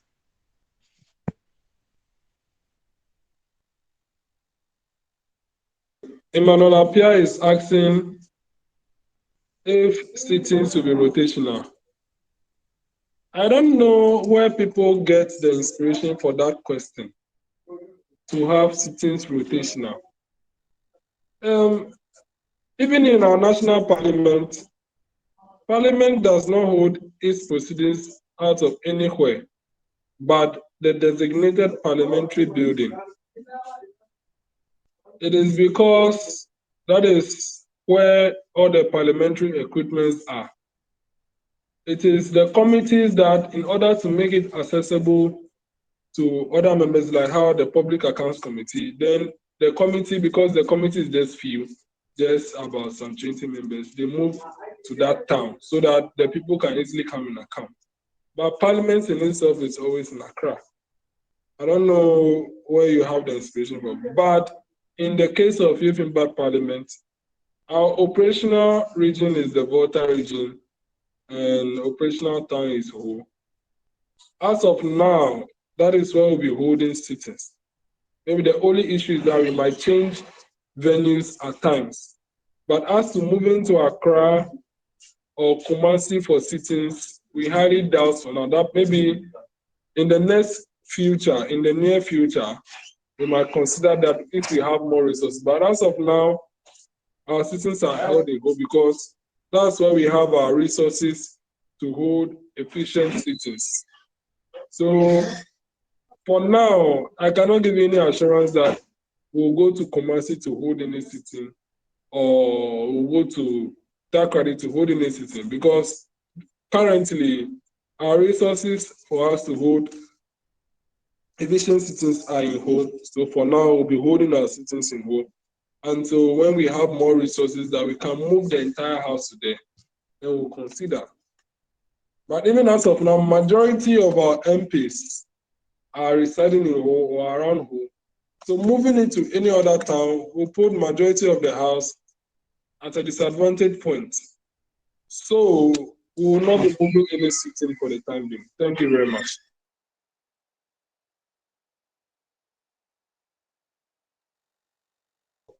Any other questions?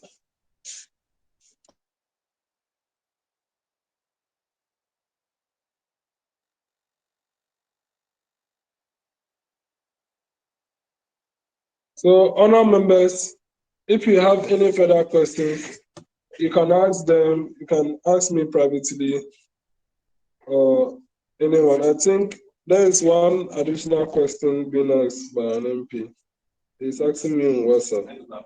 He said he likes to know the constituency he was assigned to.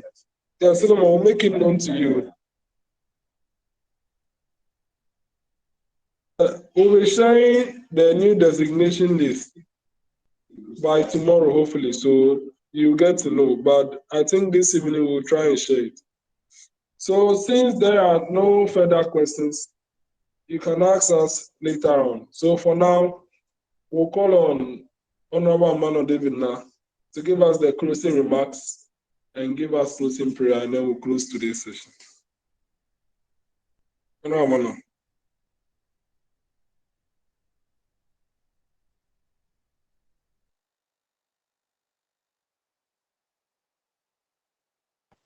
Okay, so thank you very much, all of you, for staying up to this time. We've all done well, and I'm sure we have been able to learn a whole lot of stuff as far as today's orientation is concerned. And as you are all welcome to Youth Impact Parliament, I'm sure you're going to give in your all in order for you to become the responsible youth leader that you want to be. I thank God once again for giving us this opportunity. Second, thanks go to you guys for also the opportunity and for joining us at this orientation.